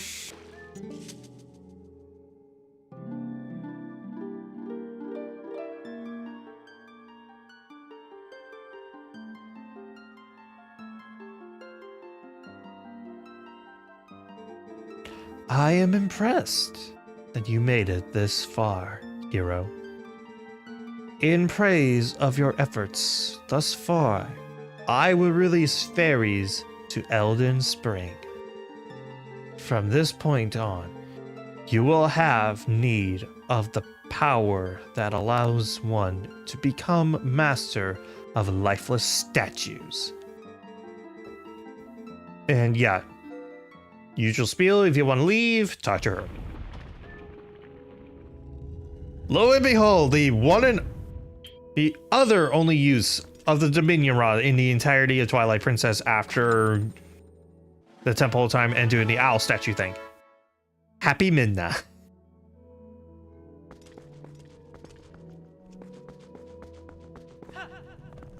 Because if I'm not mistaken, yes, you're supposed to move those owl statues out of the way. So, also, I hope you still have some arrows left over because BMOs.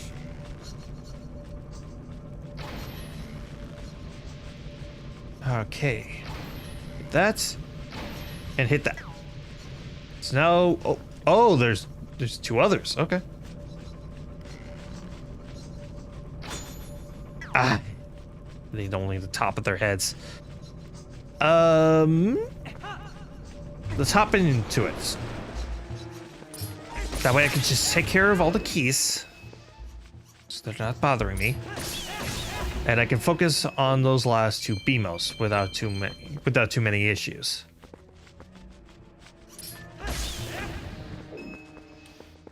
Hey, keys! I got tasty blood. Don't you want it? Grab that money because I'm getting close to filling up my wallet, I think. 1,000 and I'm at 948. So yeah, I'm almost full with my wallet. I think once I get to that point, I think that's when I pop on the magic armor for a bit.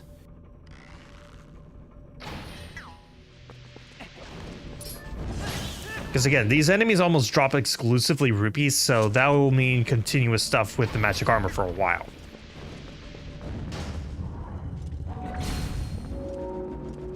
Okay, move that one and that one. And that's it. That's all the Dominion Rod is ever used for.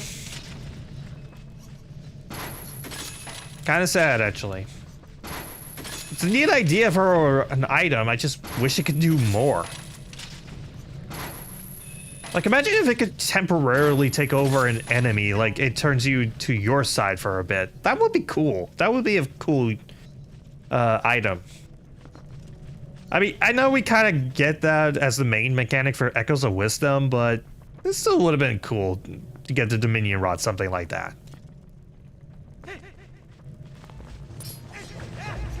Okay, lots of fire enemies, so spin attack away. Again, I want to conserve my arrows because I'm only down to 20, and I think there's still a couple more enemies where I'll need arrows. Okay. 2 jump attacks deals them in. And oh yeah, I should probably put an item on here. In place of the Dominion Rod. Ball and chain. Oh, I picked the right item because there's a Poe and a couple of re-dead soldiers. So let's hop down.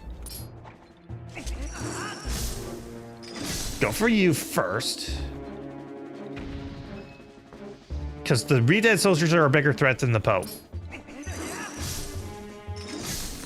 So I want to prioritize taking these guys down first. Oh yeah, if you revisit K44 deals after defeating Poes, the Poes will not come back, so you'll actually have less enemies this time. I think. I don't know, I've always just kind of done this in one go. I never really revisited it. So, I wouldn't know. He's got another pozo.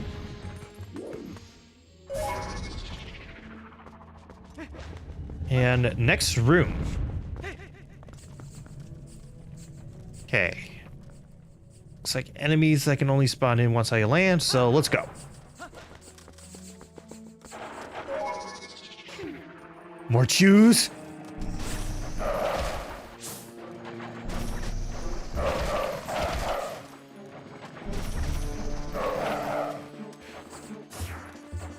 Wait.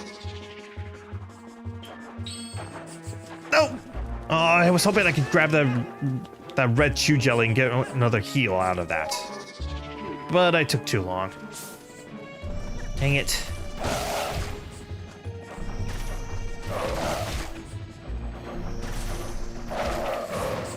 Ah, okay.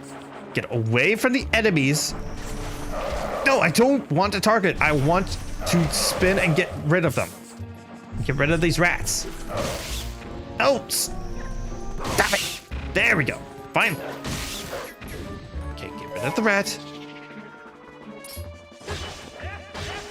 Big chew next. All right, slash away. There we go. And is that it? Please let that be the end. Yep, that's it. Chew rooms always seem to take forever when it comes to opening the door.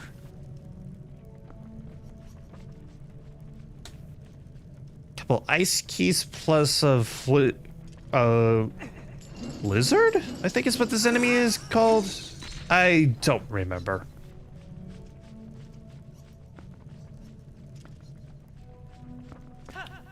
Okay. So, want to take out these ice keys and avoid the ice breath.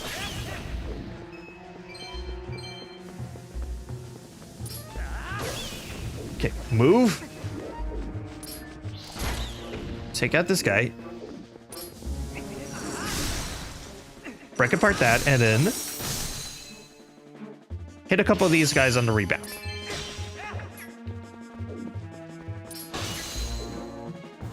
There we go.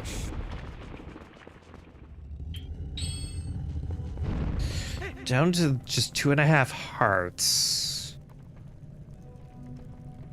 Thankfully, these guys go down with the bomb arrows. So if I can at least take down a couple of them.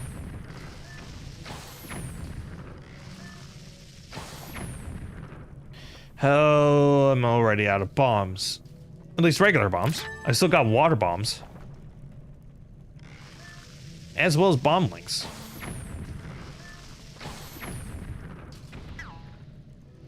Okay. Probably don't want to be wasting too many bombs, so I'll turn the combo off for now.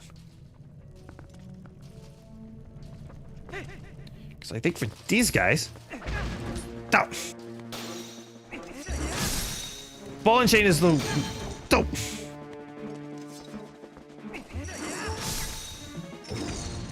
Okay. Down to 1.5 hearts. This is not boding well. I mean, I still got a fairy and the Great Fairy Tears, but... kind of want to try not to get, have to use my fairies. And I'm already full enough on rupees. Let's bust out the magic armor.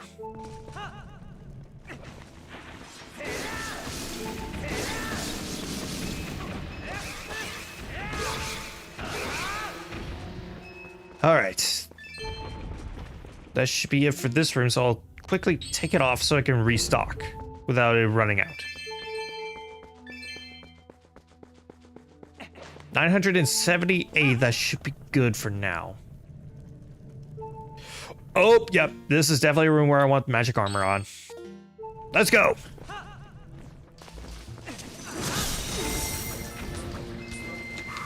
Ah.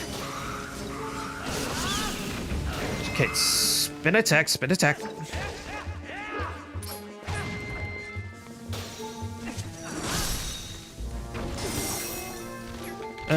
I'm already down to like 800 rupees. Oh my gosh, this ground through all my... I'm already down to 700. Dang, this is going through my rupees like mad.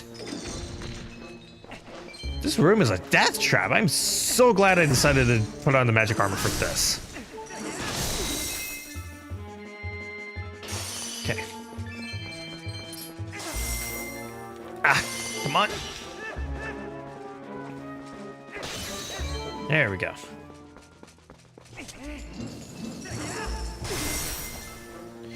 Break apart that.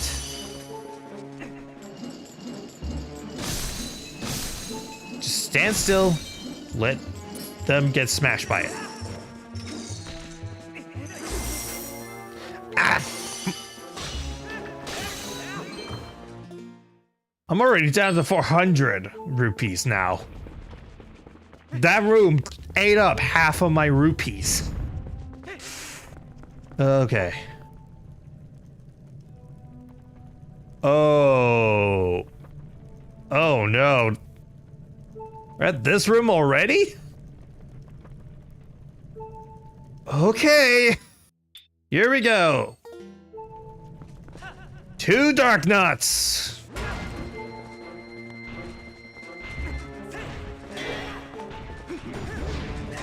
All right. Hopefully I can defeat these guys before my magic armor runs out. Okay. Swing around and yes, finally got a hit on one of these guys. Oh. Already down to 200 rupees now. Whoa. Come on. Yes. My best advice, try and just focus on one at a time. Don't try to fight both.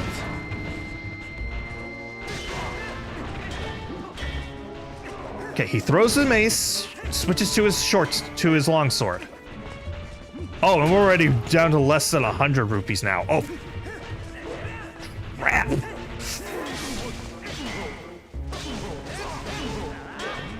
Okay. Switch around and stab, stab. Oh, I'm out of rupees. Back away, back away, back away, back away. Better to be in the normal clothes because now the magic armor will now just act like I'm wearing iron boots constantly. Can arrows affect you? No, you just dodge or block. Great. Oh, okay. Down to just one of these guys left. Good. I can handle one of these guys.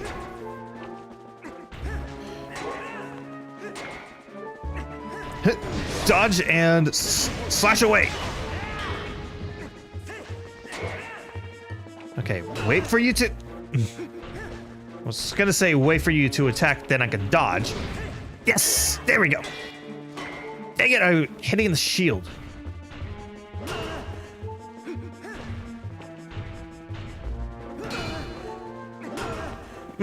Come on.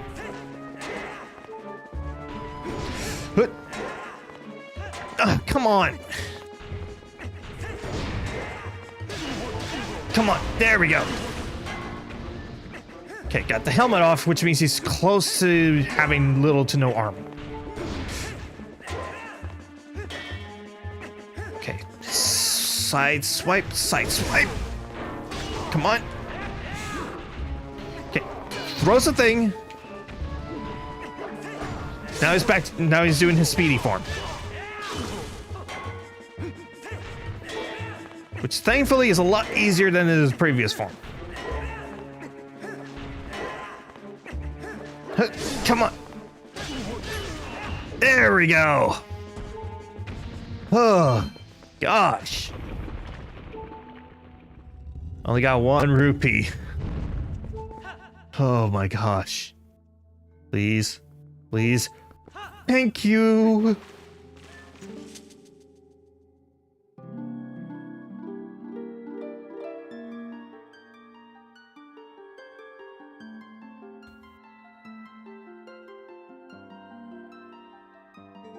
I am impressed. that you made it this far, hero. I am too. In praise of your efforts thus far, I will release fairies to Lanayru Spring. From this point on, you will have need of the power that allows one to move freely from wall to wall. One more, basically, gauntlet of enemies, and that's it. That's the end of the Cave of Ordeals. Please have money, please have money, please have money. Of course. Of course. Are there any digging spots that might have money? Huh? No, doesn't look like it. Actually, do you react to Wolflink at all?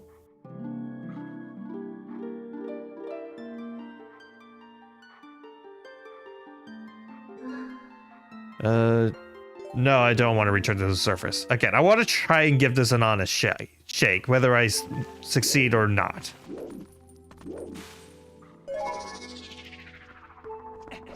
Okay. With 1.5 hearts and a fairy, let's see how this goes. An entire room of armors. Let's see how this goes. Can the ball and chain do anything? No. Don't necessarily want to wake up every single one of these guys all at once.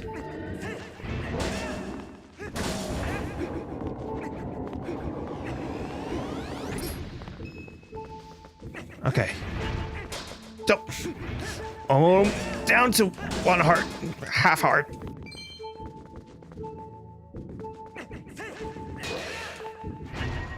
Don't. Well, there goes my fairy. Ah.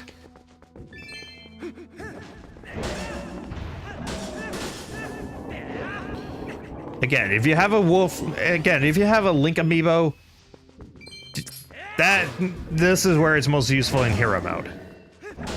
Though then again, I feel like most people who want to do hero mode challenges with the Cave of Ordeals, I feel like most of you will want even more challenge and will probably use another amiibo to add more challenge to this. Because another thing with the amiibo, if you have a Ganondorf amiibo and you use that, you will enter what many fans call Ultra Hero Mode or Ganondorf Hero Mode. Because using Ganondorf amiibo causes you to take double damage. Add that to the double damage you already received from hero mode, and yeah, it is the single greatest challenge for Twilight Princess. I decided not to go that route because A, I do not have amiibo, and B, I knew I was going to struggle really hard with just normal hero mode anyway, so. But if you are one of those people that really loves a challenge or want to basically play a Zelda equivalent of Dark Souls, there you go. There's your gameplay mode to go look for.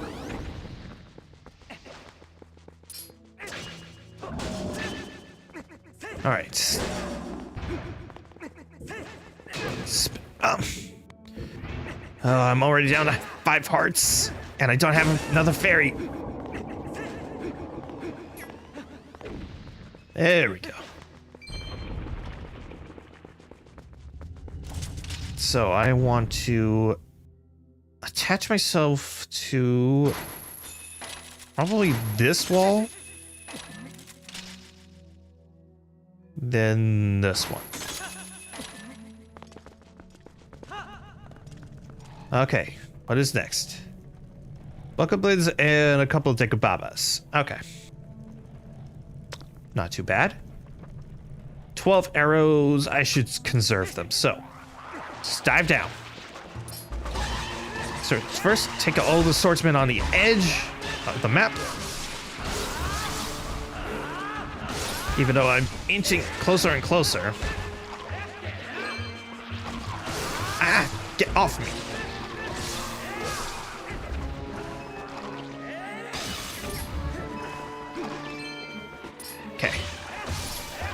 So slowly but surely, I'm grinding back up my money that I've been getting. So now up to 50 rupees now. Okay. Eat a ball and chain.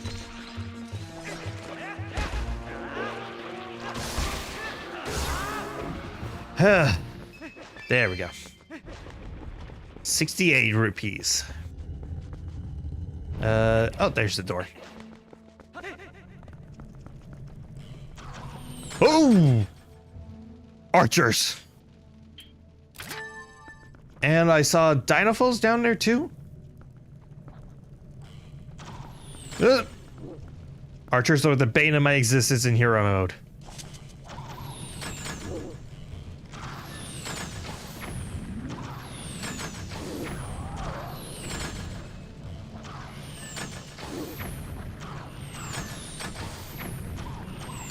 What?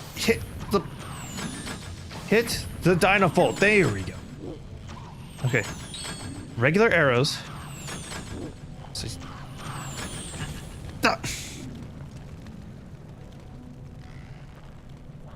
I can't hit any of them now. Oh well, guns a-blazing! Oh! There was one other Dinofalt that I missed. Okay. Dodge, dodge, dodge, dodge. Okay.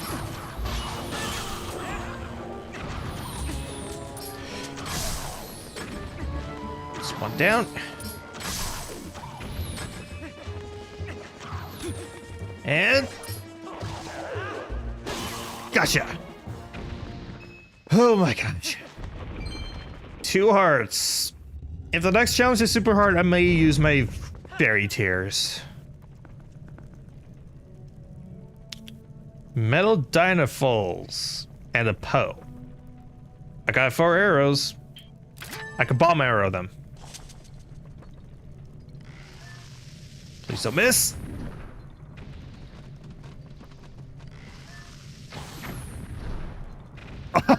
Three for the price of one. Oh, that was good. That was good. Okay. Hit. Take out its soul. Fetch me their souls. All right. The next door is this way. Okay. I should really just look at them. Oh my gosh. 2 archers. Okay.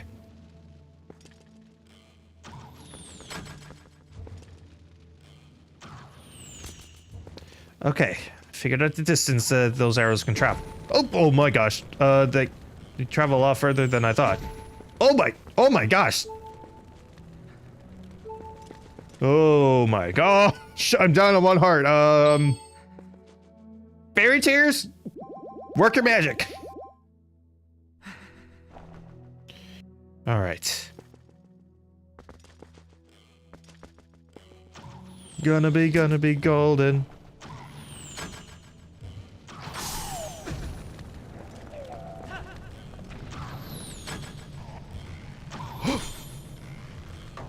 Oh, I'm out of arrows. Run! Oh my gosh. What do I do? Ah! Oh, I am in a bad situation. Oh my gosh. Okay. This is fine. Choose. Oh, go ahead. Golden. No. Ah! Damn it! Every time I want to golden. Chew. Every time.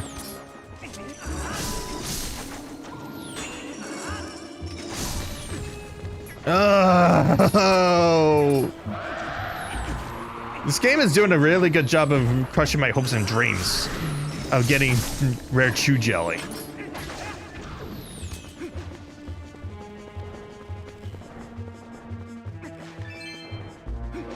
All right.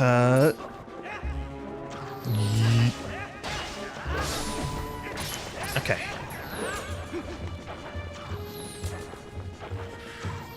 Oh.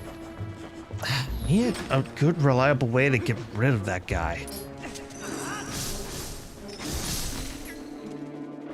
Okay. I don't think you can get me from here. Okay, that retail soldier did not drop any money, so I'm good. Oh my gosh. Oh. This room is evil. It combines the scariest enemy, it gives me the worst enemy to fight in hero mode because of the archers. And it taunted me with a rare chew, only to have it disappear just as quickly as I saw it. This room is evil. Okay, what's next? More freezy enemies. Magic armor, go.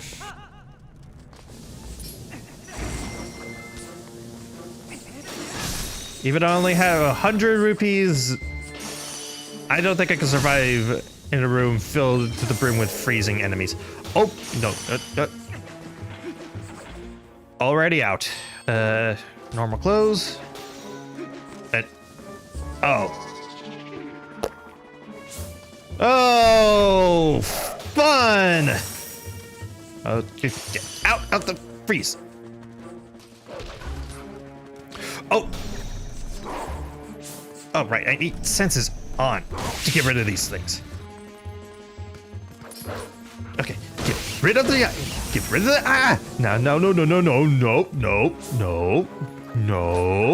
no. Bad freezy things,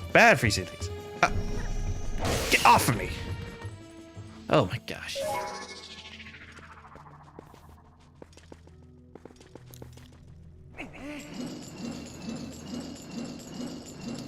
All right, can I reach from here? I need to be a little closer. Ah! No. No.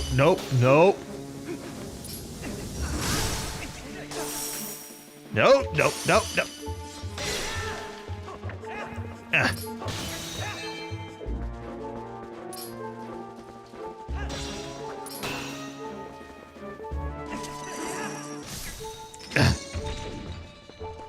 All right, took out some of the biggest threats, and I have no more healing. Oh.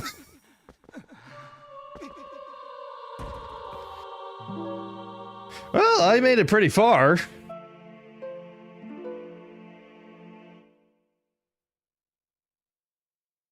A lot farther than I honestly expected to, considering.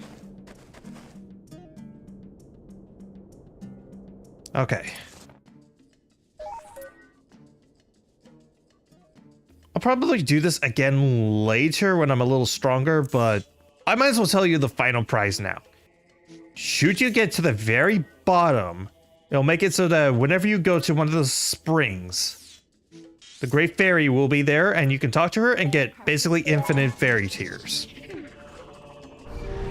At least I think that's the final reward. I know that the Great Fairy will pop up whenever you encounter a spring.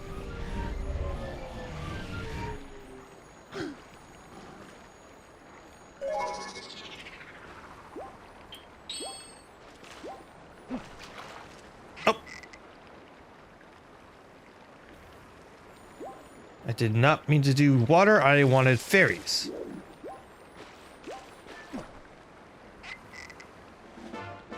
Okay, that's one fairy.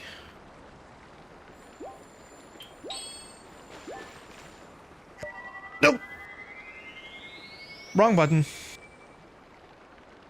I thought I equipped a different one.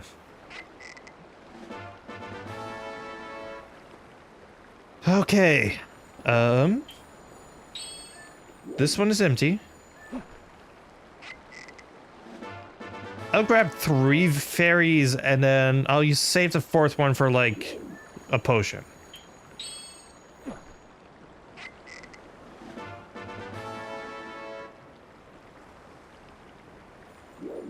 which I don't think I'll really need for right now. And I am completely out of arrows, so I should probably warp over to a shop that does.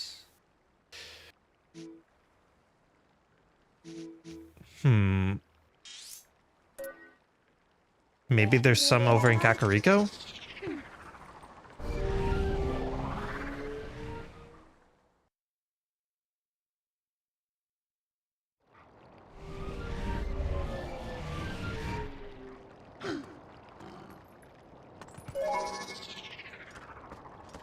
I didn't see it. There are the fairies over in that spring. Malamar, do you have any, arrows? Wait, why is the battle music going on? Are there dangerous birds just flying overhead? No, I did not mean to talk to you. 10 rupees for... I only have 15, so I gotta have to make do with 10 arrows. Do do do do do do. Do do do do.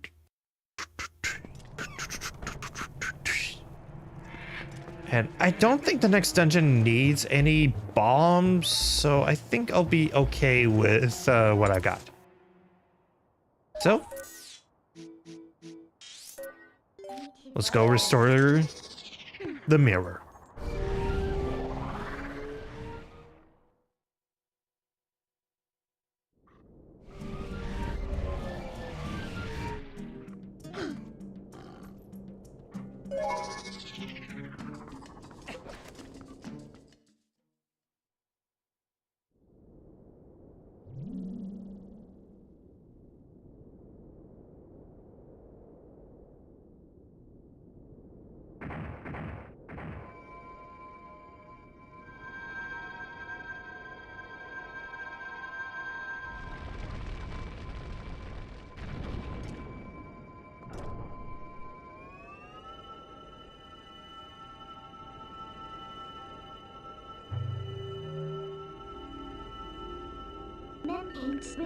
Some call our realm a world of shadows, but that makes it sound unpleasant.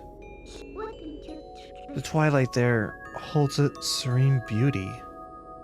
You've seen it yourself as the sun sets on this world. Bathed in that light, all people were pure and gentle. But things changed once that foul power pervaded the world. It was all our doing.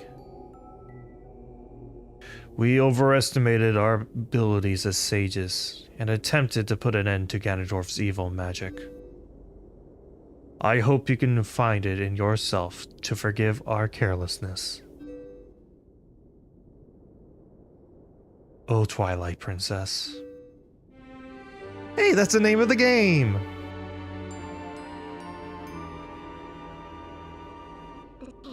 What? So, you knew?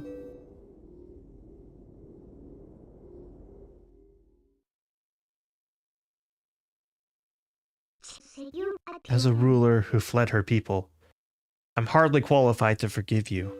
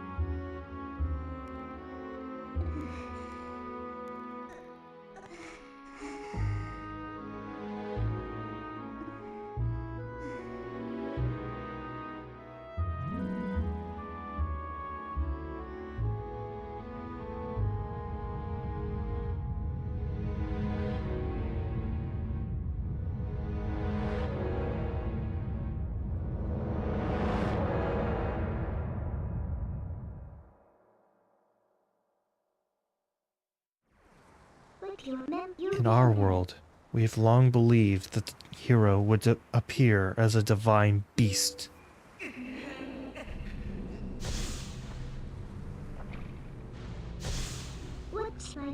That's why, when I found you, I thought I could use you, Link.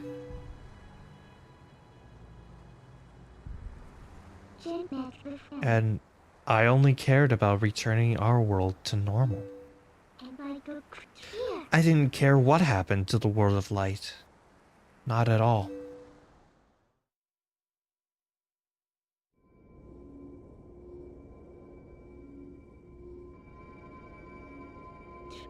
But after witnessing the selfless lengths that Princess Zelda and you have gone to, your sacrifices, I know now, in the bottom of my heart, that I must save this world, too. There is no other way.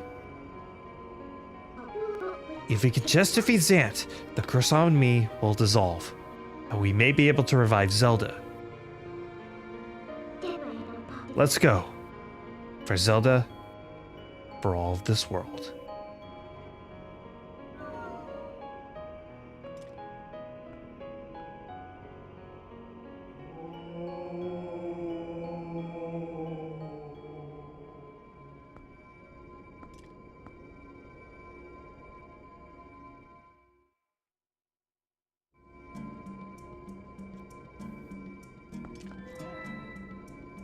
That was the exact moment when I really fell in love with Midna's character.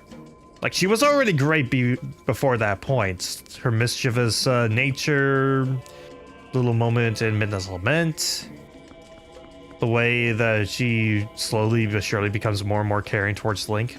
But now add on that backstory about her being the Twilight Princess, and it suddenly adds a new layer of tragedy to her character that I really love, and you don't see that much in other Zelda companions. I really love her. She is, if she's not the absolute best character, which in my opinion she is, but if not, she's definitely a top 3 for me.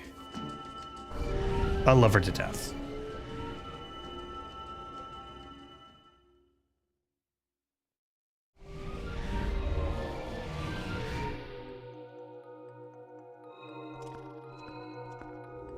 Welcome to the final dungeon, or I guess second to last dungeon of Twilight Princess, the Palace of Twilight.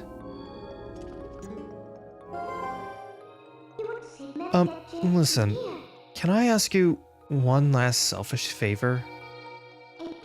Regardless of what my reasons may have been, I once abandoned this world. I left behind the Twilight, those who had followed me, who considered me their ruler. Even now, as I remain here, suffering, they believe that help will come for this world. But if they were to see the only help for them was a hideous little imp, don't you think they feel let down? It's only for a little bit longer. Do you mind if I continue to hide as your shadow while you're in human form? I'm sorry. No, I'm sorry for you, Midna. That I feel so sorry for you. Like, the more and more you get to dive more into who she is as a character, the more and more sorry I feel for her.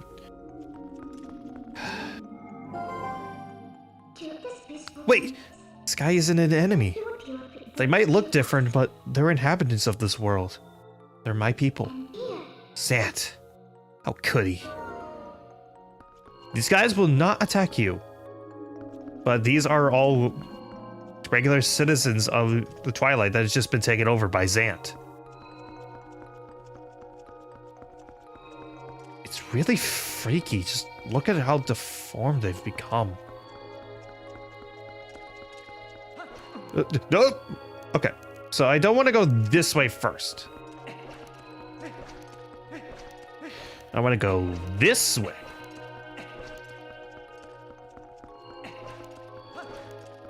And while we're kind of just making our way through the Palace of Twilight, I think now is the time to talk a little bit more about the Twilight Princess manga.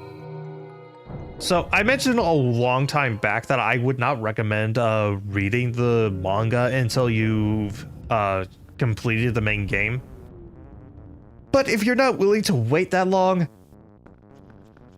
I think now would be the earliest opportunity to start reading it, because the spoiler that I was talking about, like the late game spoiler that the manga reveals right at the very beginning, is that Midna is the Twilight Princess. And in fact also reveals what she looked like before she transformed into an imp. So, if you have not read the manga and you're not familiar at all with the story beyond this point, I think now would be a good time to start reading the manga. Because this is the earliest that I think you can start reading it. Because again, it spoils that she is the Twilight Princess right in the opening chapters.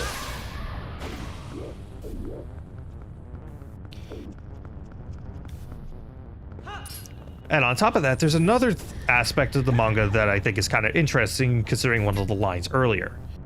So it said that, Midna earlier said that the true hero will appear as a sacred beast in the world of Twilight. In the manga, the hero's shade is actually Link's Twilight counterpart. Like, he acted as Midna's knight in a similar way that Link acts as Zelda's knight. And in the manga, I think the hero shade is defeated when Zant takes over, because the manga opens up with Zant's takeover of the Twilight. And the hero's shade actually comes back and actually helps out teaching Link better sword skills at some point, to better help Midna accomplish her goal of reclaiming the Twilight.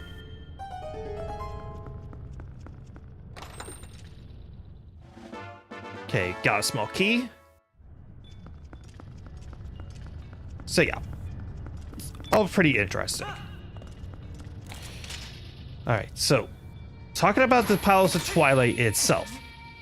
The main gimmick with this place is enemy waves. This is basically the Cave of Ordeals light. You go through, you defeat the different Zant heads that appear, get keys, and then you move forward. And not to be a downer this early into the dungeon, but as much as I love all the other dungeons in Twilight Princess, I have to admit this one's the worst. It's not super interesting. I don't really care much for the music, and it's just, I don't know, I never really think much of it after I'm done playing it. I like the look of it. I like how it's almost kind of mechanical, despite them building up that this place is the Twilight or more magic based. But that's about it. My dude, be careful. This black fog is made up of shadow crystals created by Zant. They blot out light. He's responsible for stealing the light from the spirits and turning your world into Twilight. But he's not all powerful. We're prepared too. I can return you to your normal state whenever you need me, so don't worry, okay? So remember back in, when we were in a City in the Sky and how I said that there was and how I said in this particular dungeon there was a point where you're kind of forced into being Wolf Link again? This is what I was referring to. This shadow fog will force you into your Wolf Link form whenever you step into it.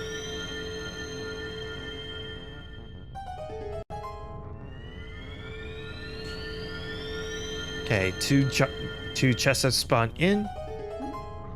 And yeah. Whenever I try to ask Minta to transform me back. No, but dude, the darkness is too powerful in fog like this. Remain in wolf form.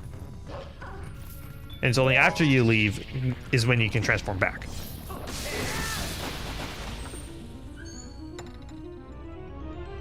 And yeah, there's also these little... Oh, got the compass. There are also these little shadow creatures, very similar to what we fought back when we first entered the Twilight, and yeah, that kind of leads into another issue I have with the Palace of Twilight. Most of the enemies are really weak. like each dungeon before it does a good job of escalating the danger of the enemies that you fight. Like they do a good job of continually adding more difficulty as it goes along. But the Palace of Twilight is honestly super easy. Like I consider it on the same difficulty as the first 3 dungeons you complete in this game. And that is a little disappointing for one of the last dungeons that you completed. The stronghold of Xanth, the main villain for most of the game. So that is a little disappointing for me.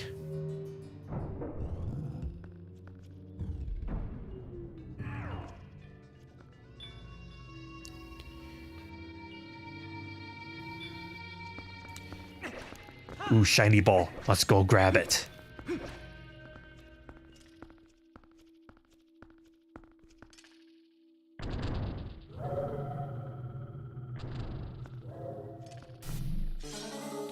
Meet Xanth's shadow.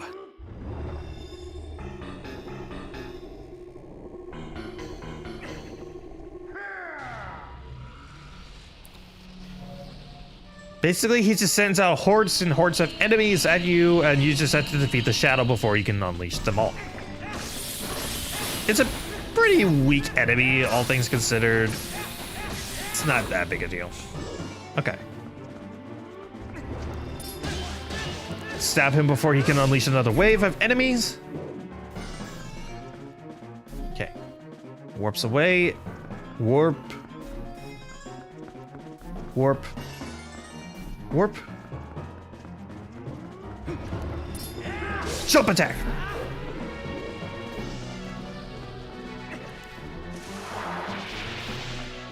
Okay. Okay, where is he at now? Oh. Okay. Yeah, you don't even need to defeat the enemies. They just warp out after a while. Okay, jump attack. And... alright, where is he stopping this time? This way? No. There! Alright, a couple of these shadow rats. Alright. I think you can also shoot him with the bow, but I prefer the good old-fashioned sword. Okay, so he summoned Shadow Keys.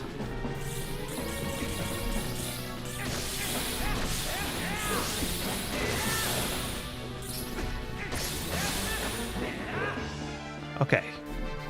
Next.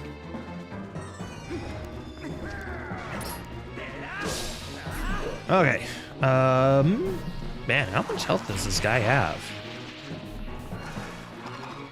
I knew it took a couple hits to take him down, but dang.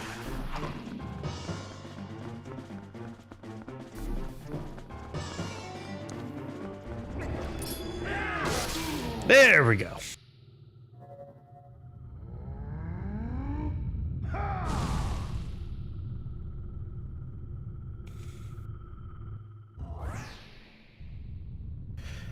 All right, so just gonna avoid the shadow fog. And here's the other main gimmick of the Palace of Twilight. That shining sphere illuminates this world. It's called the soul. It's like the sun of your world. The power of the soul, it's the source of life in this world. It is pure power. Ah, as long as you have this, would you take the soul to the Twilight at the entrance of this world? Please. Yep, just a sec. I want to see if these things have anything. Nope.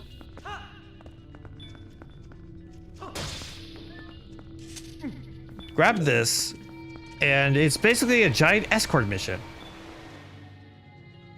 Complete with Wallmaster / Floor Master chasing you. So yeah, place that down and it activates things. Soul is what powers things in this world. So I will admit, that is a cool detail. The fact that it kind of gives us a little bit about how the Twilight power things. It's through the power of the soul. That's neat. But it still doesn't change the fact that we're basically just doing a giant escort mission with this thing. Trying to avoid the giant hand that's chasing after us all the time.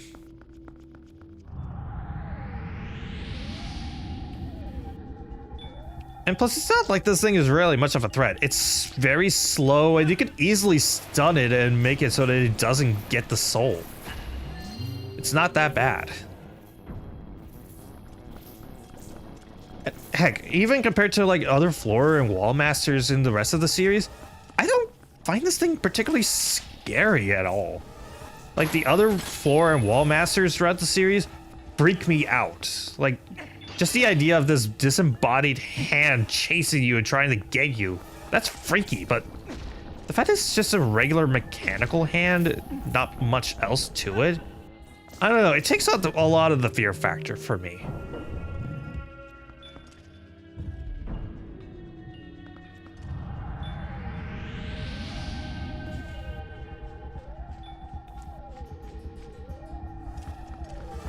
Alright, it's just one more room and then we're in the clear. There are a lot more shadow wall things that I could... no. Pick it up! Ah!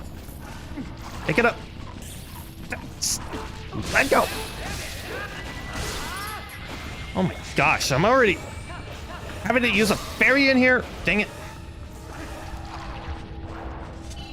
Yeah, see, it's even slow at grabbing it.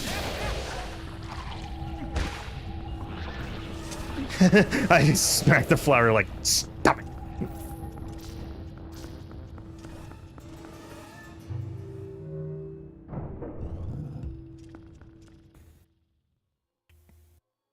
And yeah, that's it. The hand won't chase us any further than this. It's pretty easy. The only reason I struggled was because of how many enemies there were. He's now back to normal. And all it'll do is just wail at you quietly.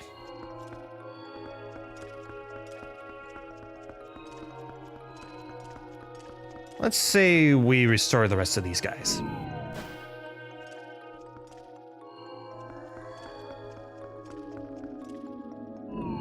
Shrink you down.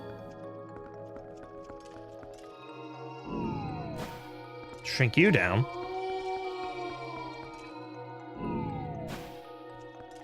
Restore all these guys. And let's place this soul down.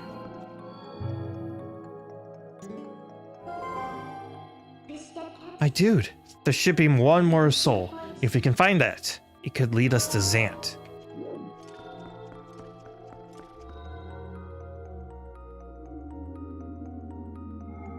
Takes us over to the next section. Go ahead, hop down. Are there any more materials that I could probably use? No. Okay.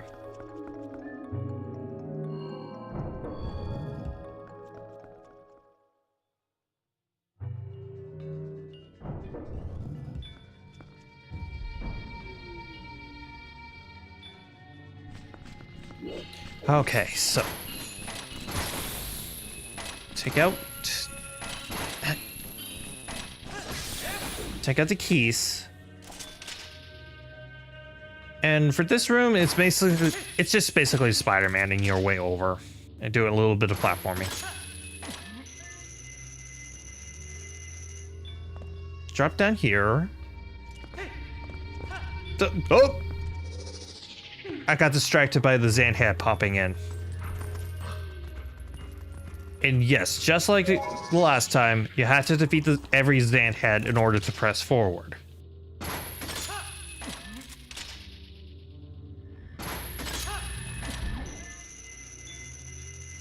So, pop down here.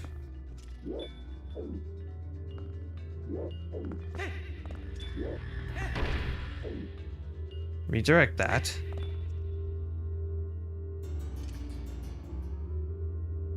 I could technically shoot it from here with the bow, but I'd rather just take it out with the sword instead.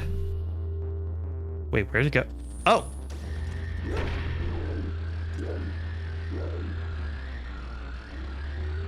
Okay, wait. There. Hop over and hop over. Got 50 rupees. Make up for all the money that I've been losing with the Cave of Ordeals. It's too far away. Oh! The mutants of the bow.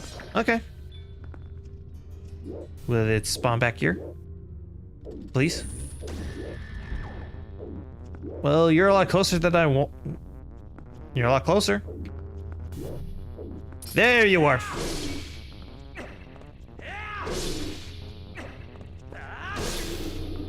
Just a few jump attacks and it goes down.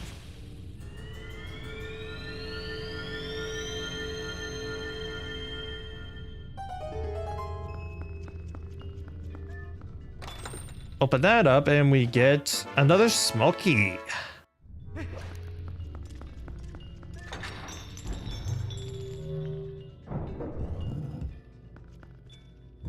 You get another room chock full of like treasure chests and the shadow fog.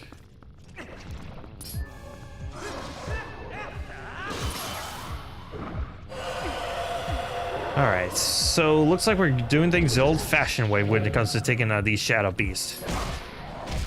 And by that I mean just wailing at it as Wolflink.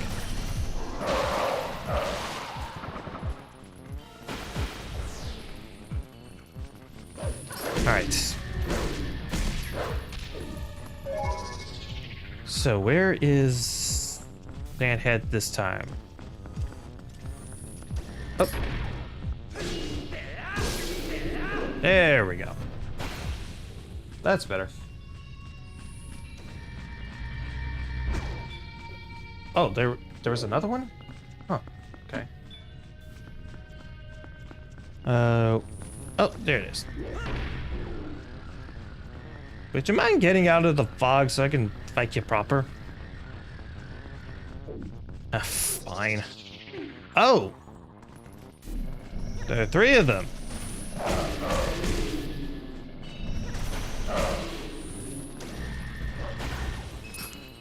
Alright. Couple jump attacks. And the other. There we go. Take out that little sucker.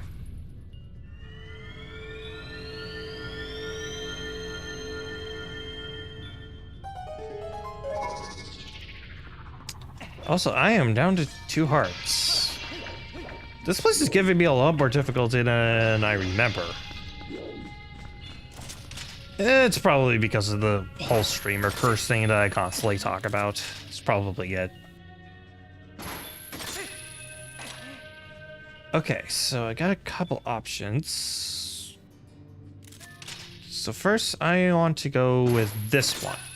I'm gonna ignore the little small ones, because those will probably just have money in them. Got the Xant stamp. Versus the big ones, which will probably have more useful stuff.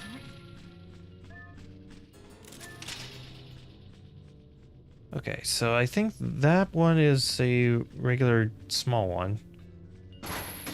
So I want to skip 2. And yes, go with this one.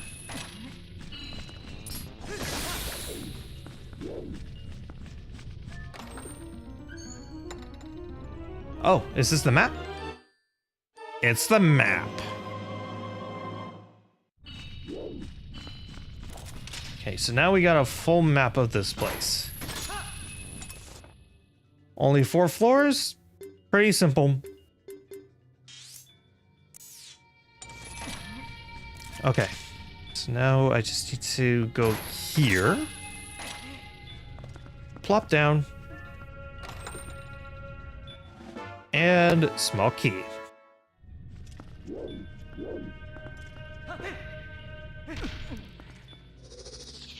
Shift into Wolfling for a sec.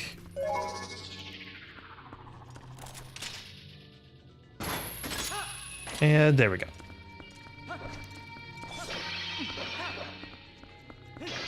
Break apart all this pottery. See nothing. Nothing but money.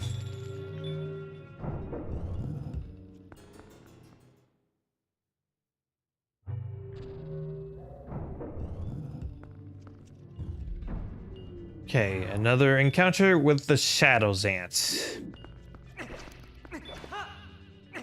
Hop on in and... Can I just... Yeah, I can just skip. Y'all can already figure out what it is. Yep.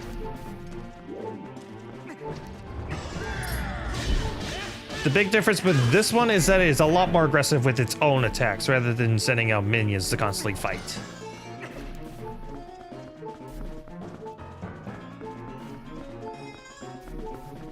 So it will still do the whole summoning minion thing.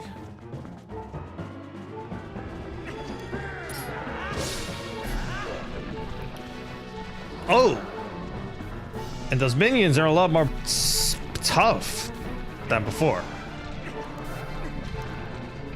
I mean, sending out a whole horde of shadow beasts after you, it's pretty tough.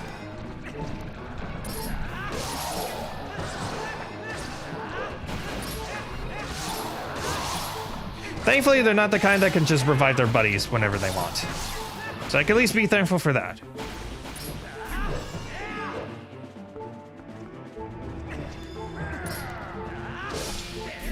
Alright, another one down.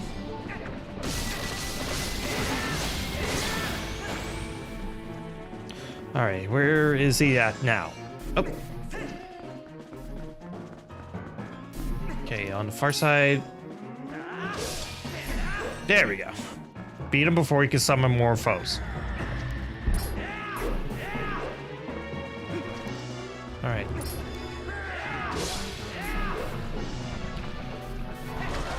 Oh, more shadow beasts. Okay.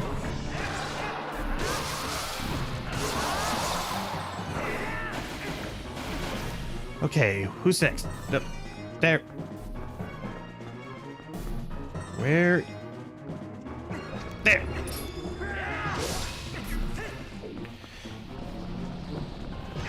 More shadow rats. It's fine.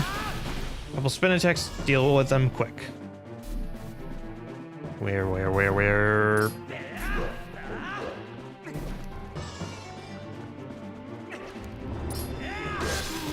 There we go.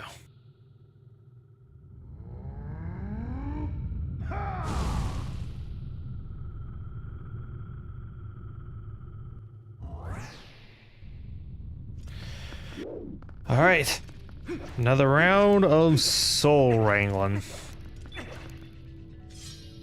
Knock it out of your hand and pick it up, please. Yeah, do your scary I'm awake thing. Okay.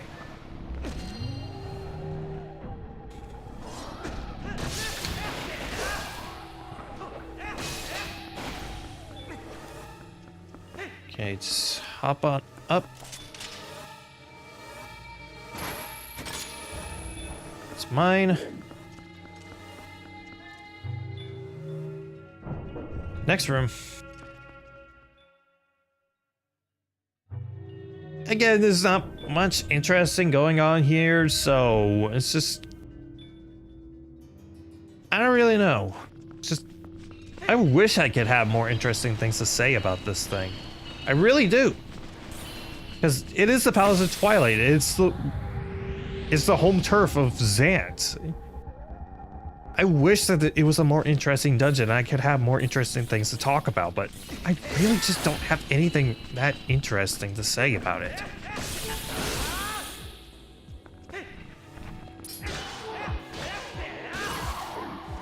Okay, so I don't want to be on that one as much as this end of...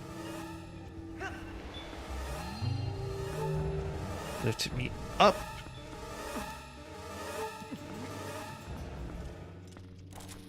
Should be fine.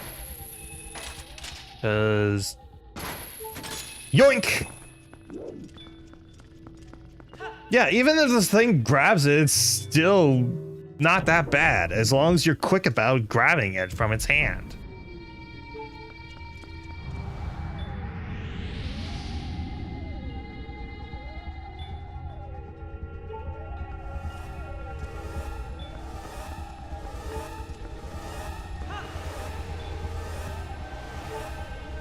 Okay. Hop across 2 at once. Power it up. Lifts me up. It just takes me over back to the entrance. No problem. As long as these things don't attack me, I should be okay. Here we go. And that's it. Yeah. Not much to it.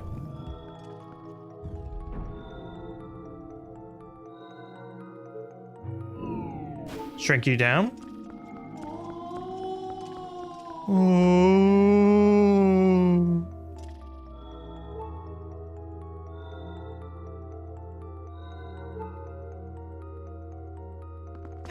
Hop on down. And let's place the last soul in its place.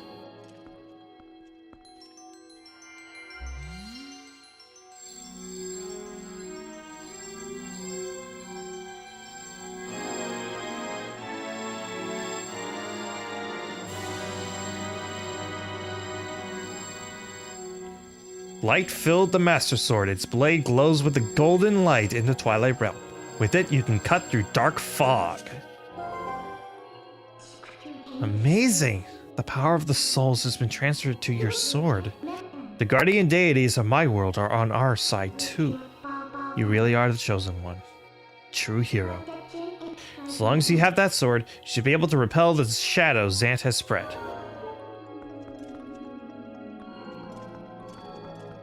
The Master Sword will not only now glow exclusively in the Twilight realm, but it will also power up anything that requires the soul initially to power up with just slashing the sword a couple times.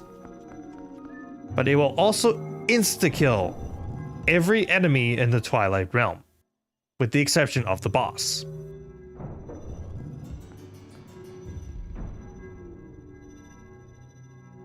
And yeah, the insta-kill thing, it wears off as soon as you leave. So even the dungeon item, because this is the dungeon item, is the upgrade to the Master Sword. That's all you get in terms of the Twilight Palace. Again, I wish there was something a bit more interesting, or if the Master Sword upgrade extended beyond where the Palace of Twilight is. Like maybe it's insta-kill enemies in the Twilight realm, but does double damage everywhere else.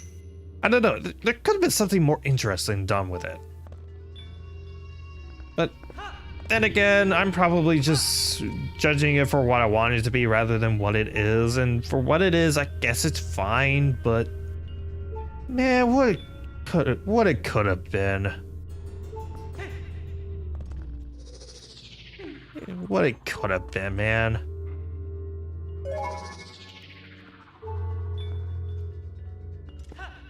Hop in here and... Ooh, piece of art. Nice. And there's probably money.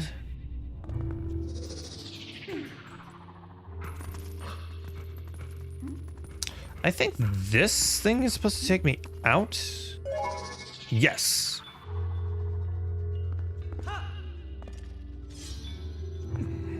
For powering this up, spin attack, and it'll power it up.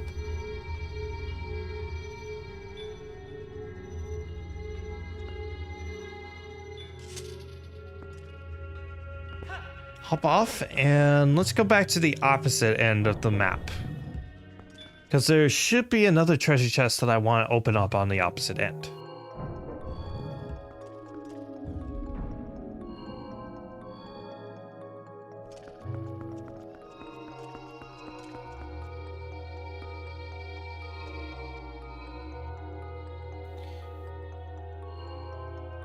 You can see the exits just beyond there.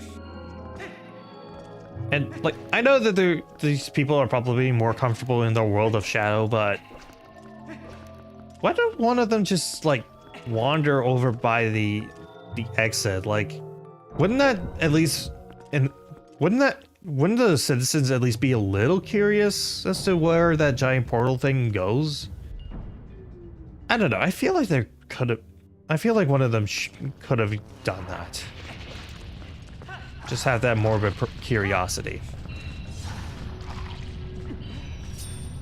Also, while we have the Master Sword powered up, the fog will disappear upon slashing away.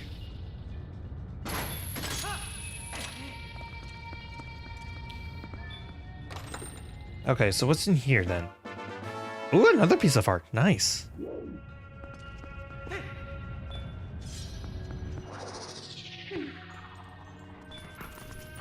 Alright, back out. And I don't think there's anything else that I really want to do, so I'll just continue on with the Palace of Twilight.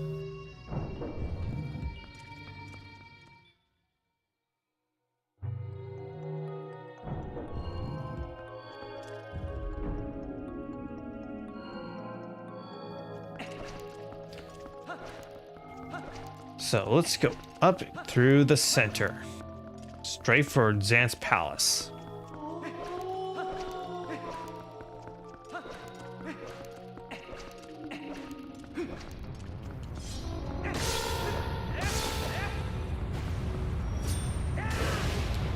Get rid of that, because otherwise it would be impassable. Like, it will drag you down to the bottom if you try without getting rid of the fog first. And let's go in. Because, honestly, this dungeon is short enough, I might as well just finish it out.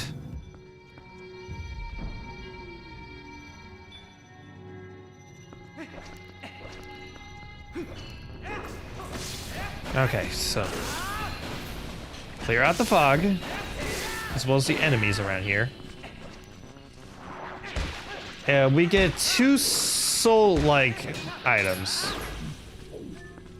They're kind of pseudo souls. They can help power things up, but it isn't quite as powerful as the actual soul.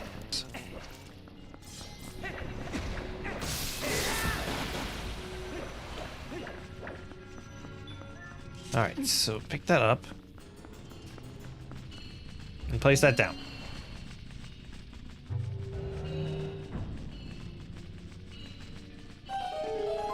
And also, no, there are no more of those master hand things. It's literally just those 2 souls that do it.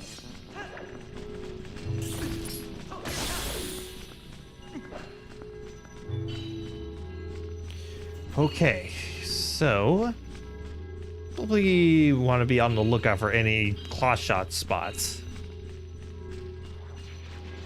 So I know that there's a couple in here.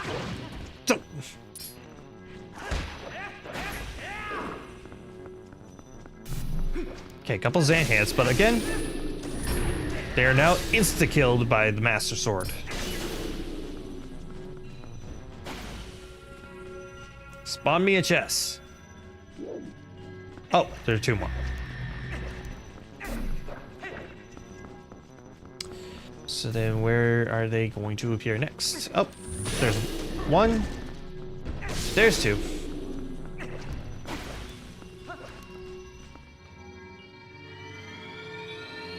I am guessing key.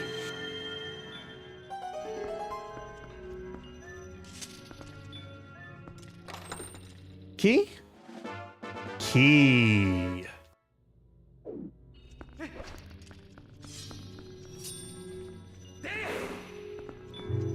Spend an attack to unleash that. And head right on over.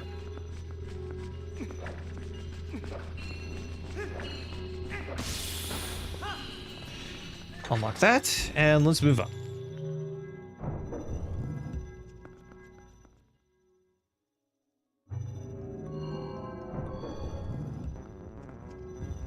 And this spot should look familiar. This is where Zant initially cursed Midna. Yeah.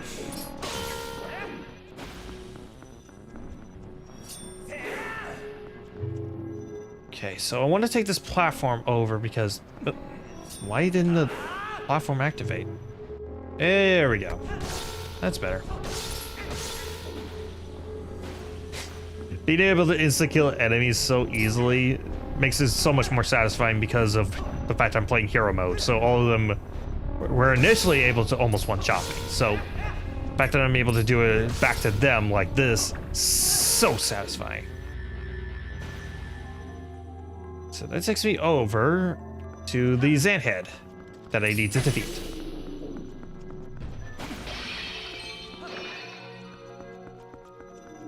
Suppose a couple of the others that I need to take out as well.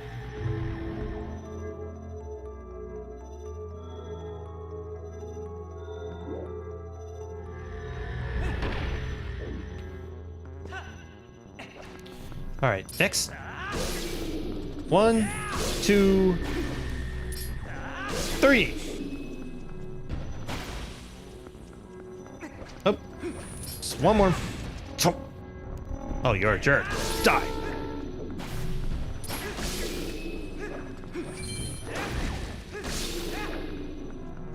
Is that it? Yep. Rise. All right. Hit that. Small key. And this drove me nuts as a kid. Clear that. Hop in here.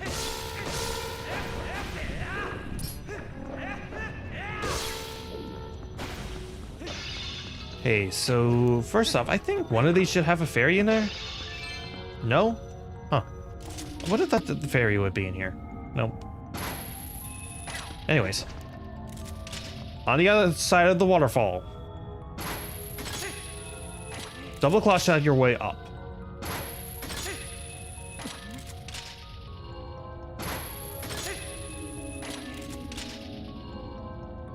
Okay, I think it's one more after this. Yes. To the top and...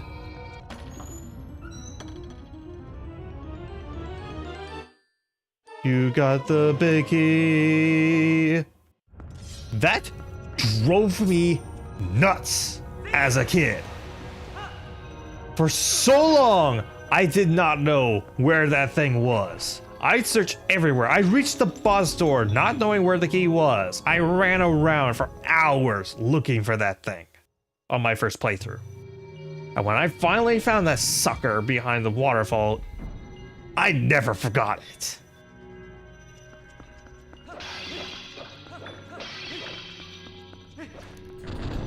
Alright, so next should be a bunch of these shadow beasts plopping down. Yep, there we go.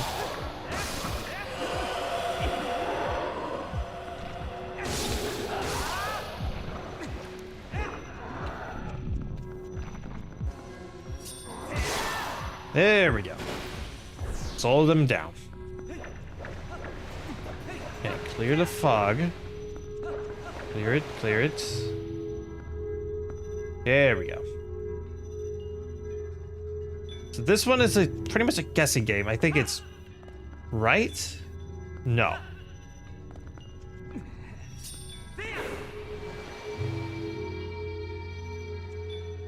Then is it left? No, it's straight.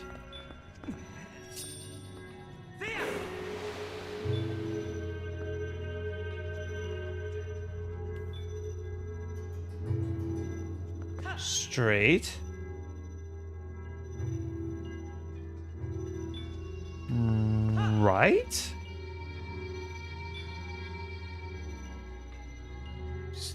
Yes. And then I want to...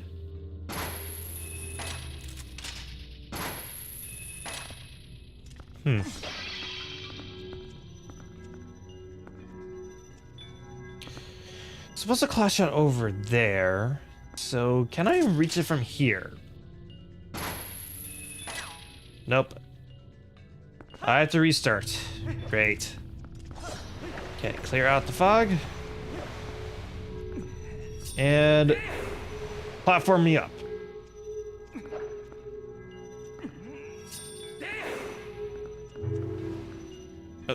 Why isn't it quite working? There we go. Cause yeah, I'm spin attacking right in the middle. I don't get why it wasn't doing what it was supposed to. Let me try going left instead. See where that goes. Oh, that takes me to where I needed to go.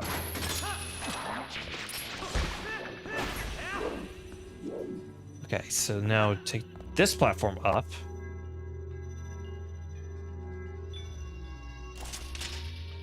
Once again, yes! You can take that up. And can that sandhead spawn back up here? No, it's stuck down there.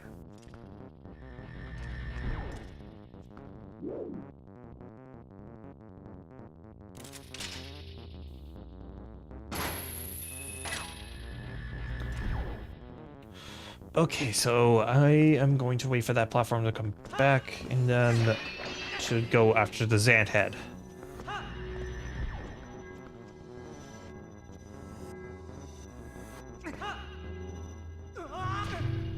Nope, that didn't work. Okay, spin attack to activate this.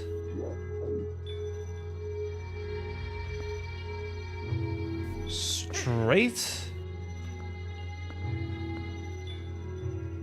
Left. Ow. Hop down. Go right here. Probably want to write this out in its entirety. It's probably going to take me... Up, back up. Yes.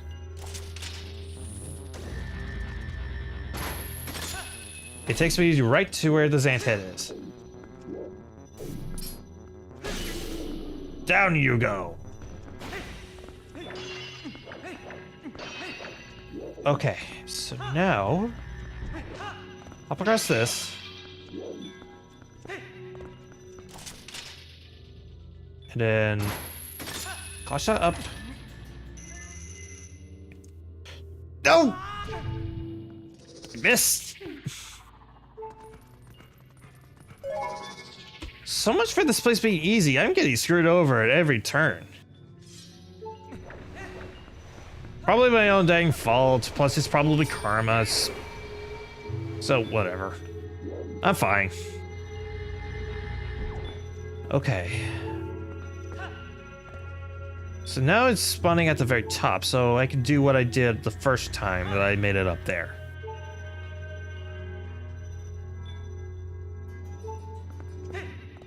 So hop there. Hop there. So, no. Spawn back. Spawn back.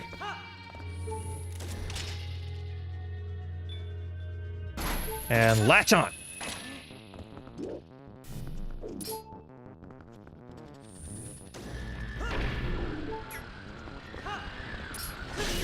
There.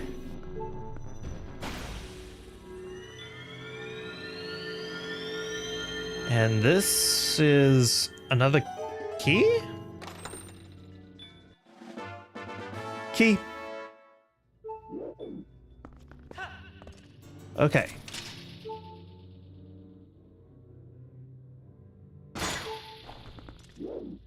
Okay. So hop there, and it will take me to the final room before the boss.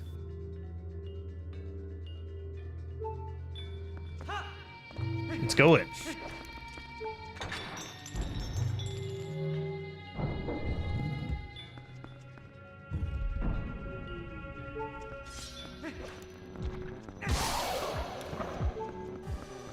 Okay, so yep, it's just a straightforward slash away. These guys don't present any sort of legitimate threat to me.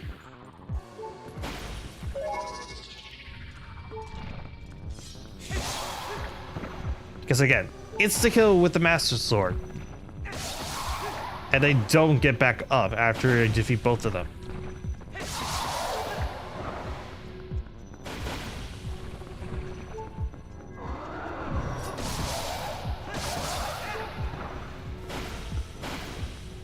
Okay, any others? Nope. Okay. Get a bunch of arrows. Oh, accidentally touched the dark fog.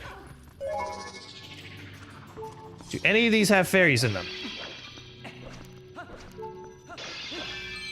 I mean, if it doesn't, then whatever. Oh, there we go. Anyways, let's go confront Zant.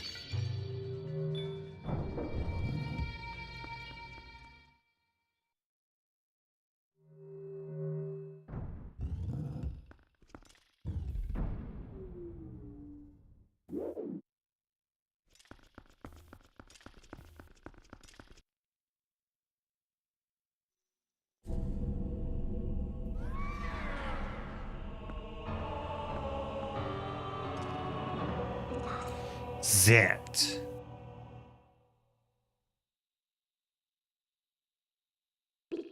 Isn't this ironic? Here we are, all thanks to the dark magic curse you placed on Link.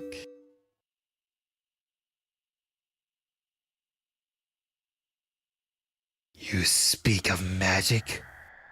Still your tongue for a moment, whelp, and I will tell you of both magic and the oppression of ages.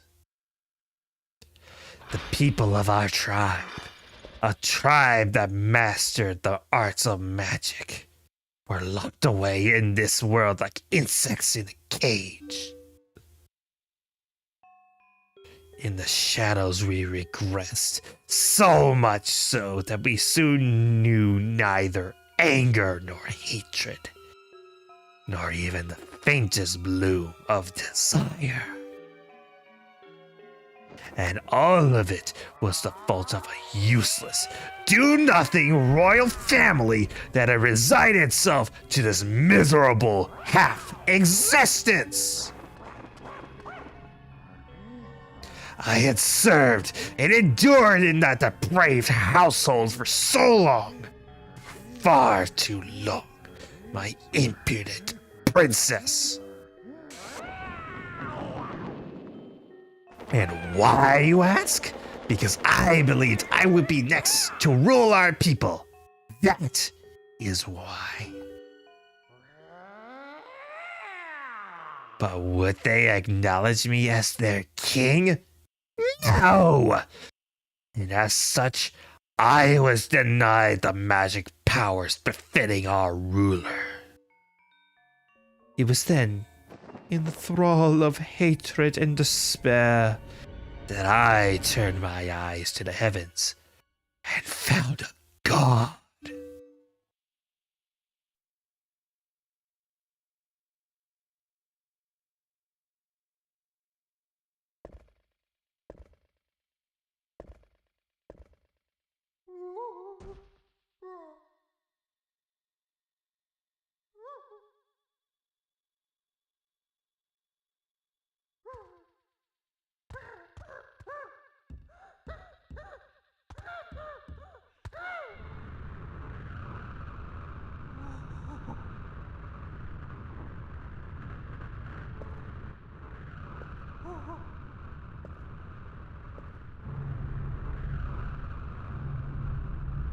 Because that doesn't look ominous at all.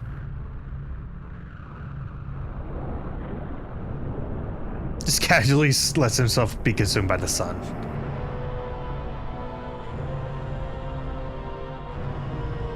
I shall house my power in you. If there is anything you desire, then I shall desire it too.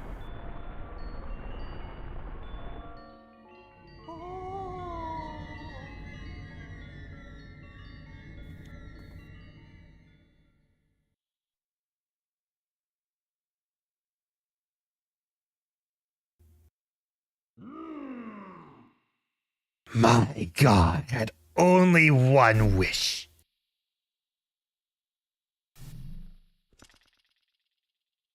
To merge shadow and light and make darkness. The usurper king, Zant.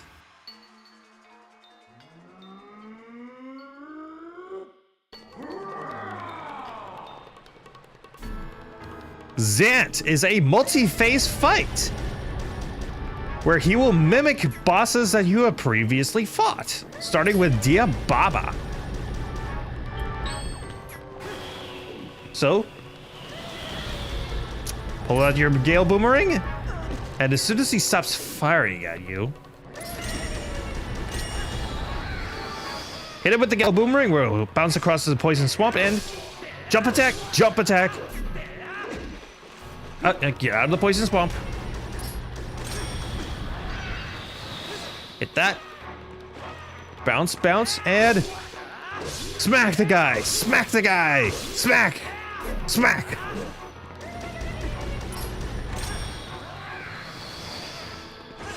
So, while we're kind of fighting him, I want to talk a little bit about, hold that thought.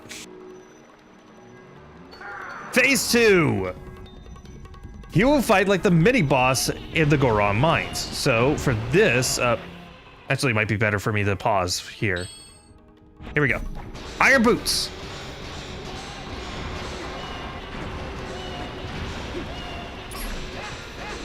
Okay, so yeah, you just wait for him to tucker himself out, and then you just run over while he's tired. Okay. So, continuing that thought that I had earlier, a lot of people kind of have complaints that Zant is too much like an infant during this scene. Like, he isn't the creepy, intimidating force that he's built himself up to be through most of the game. To that I say, that is the point. This is him mask off. What we saw before was merely just a man acting like he has everything under control. He's essentially a man-child, and this is him finally going mask off and proving that he's just a crazy guy that just happened to get a lot of power. So, I don't know. I really love this characterization. And I don't have much of a problem with it, personally.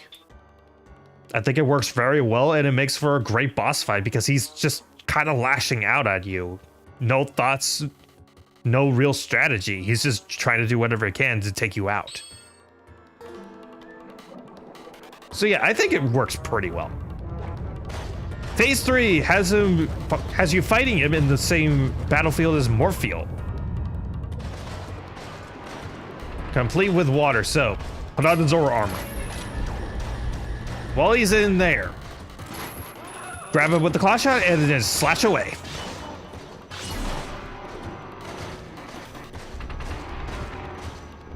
And is the next phase going to be what I think it is?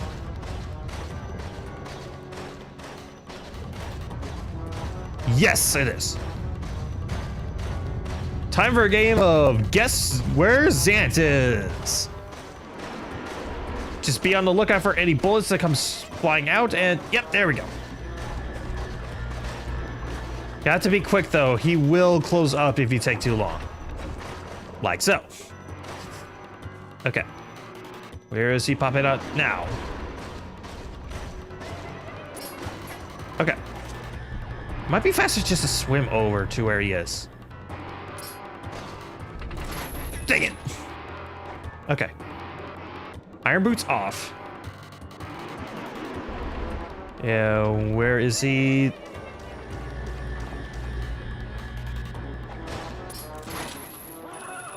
Grab him and slash, slash, slash, slash.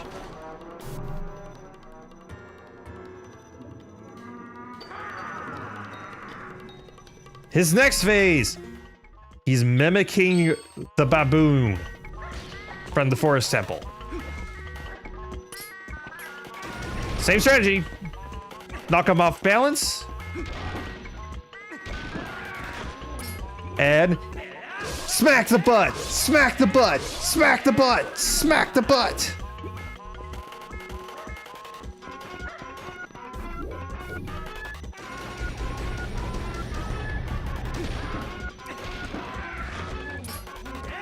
Smack the butt, smack the butt. The next phase, Blizzetta. where he will grow to absolute massive size. And this was my personal favorite because, well, you'll see in a second. Oh, take it. Come on, hit him. Yep, you just smack his foot with the iron ball. And then chase him around while he's really tiny. It's really funny just to smash his foot with a giant ball.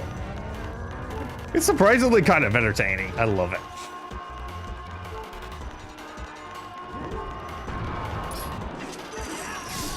Smack his toe. And smack, smack, smack.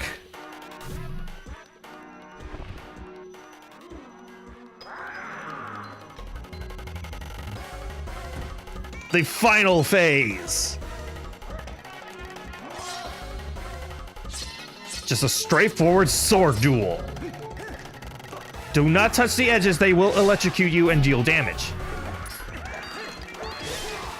My advice, do the back slice. He's always vulnerable to it. If he's doing a spinny move, just hold up your shield, block it. Be careful not to...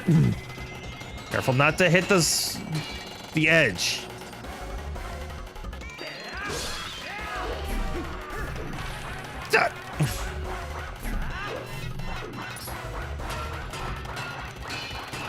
Yeah, again, look at it the way he's attacking. No real strategy, no real technique to anything. He's just acting like a madman trying to get you. Whoop.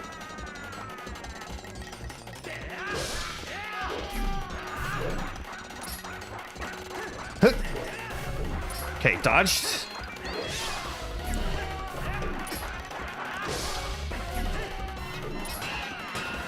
Okay. Spin. And...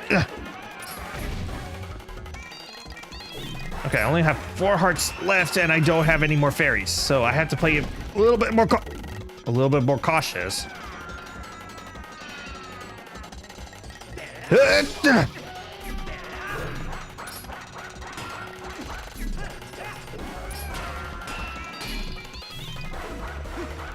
Okay. Stay close to the center. Oh! I don't have my shield up. Come on. Okay, wait for him to stop, and there we go.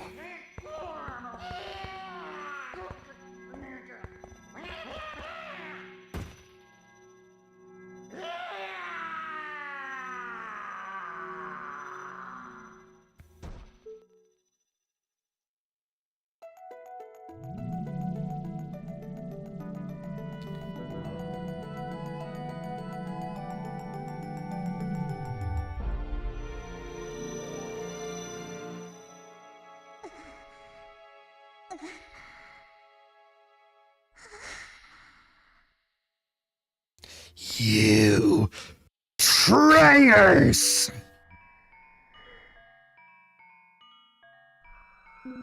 Traitors? Ha! You want to know why none would call you king? It was your eyes, Zant. All it saw it. A lust for power burning in your pupils. Did you think we'd forget our ancestors lost their king to such greed? Midna. Foolish Twilight Princess. The curse on you cannot be broken. He was placed on you by the magic of my god. The power you held as leader of the Twilight will never return. Already, he has descended and been reborn in this world. As long as my master Ganon survives, he will resurrect me without cease.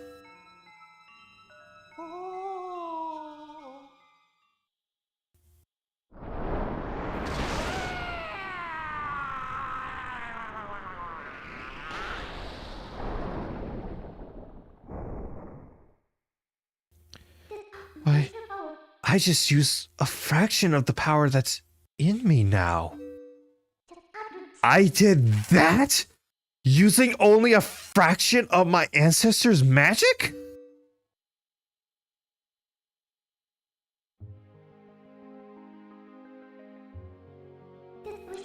Link, now is the time. We must save Zelda.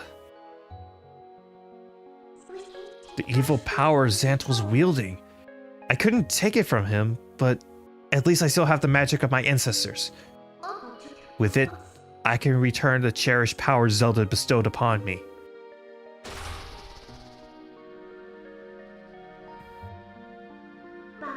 Now, let's go. Princess Zelda is waiting.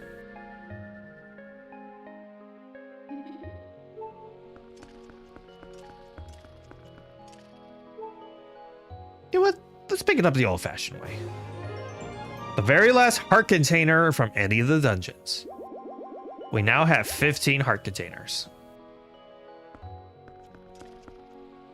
And we now have the full set of Fuse Shadows. I'll get you out of here. You sure there's nothing else you need to do?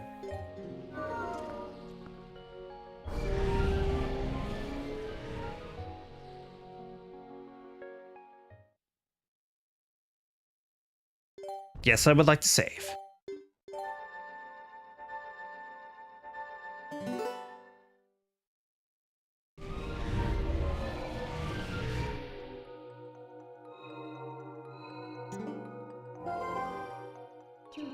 So Ganondorf was just using Zant to help him return to the world of light.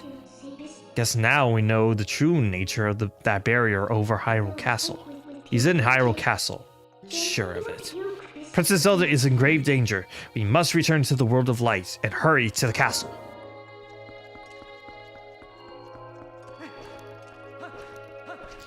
Let's head over to the portal and let's leave.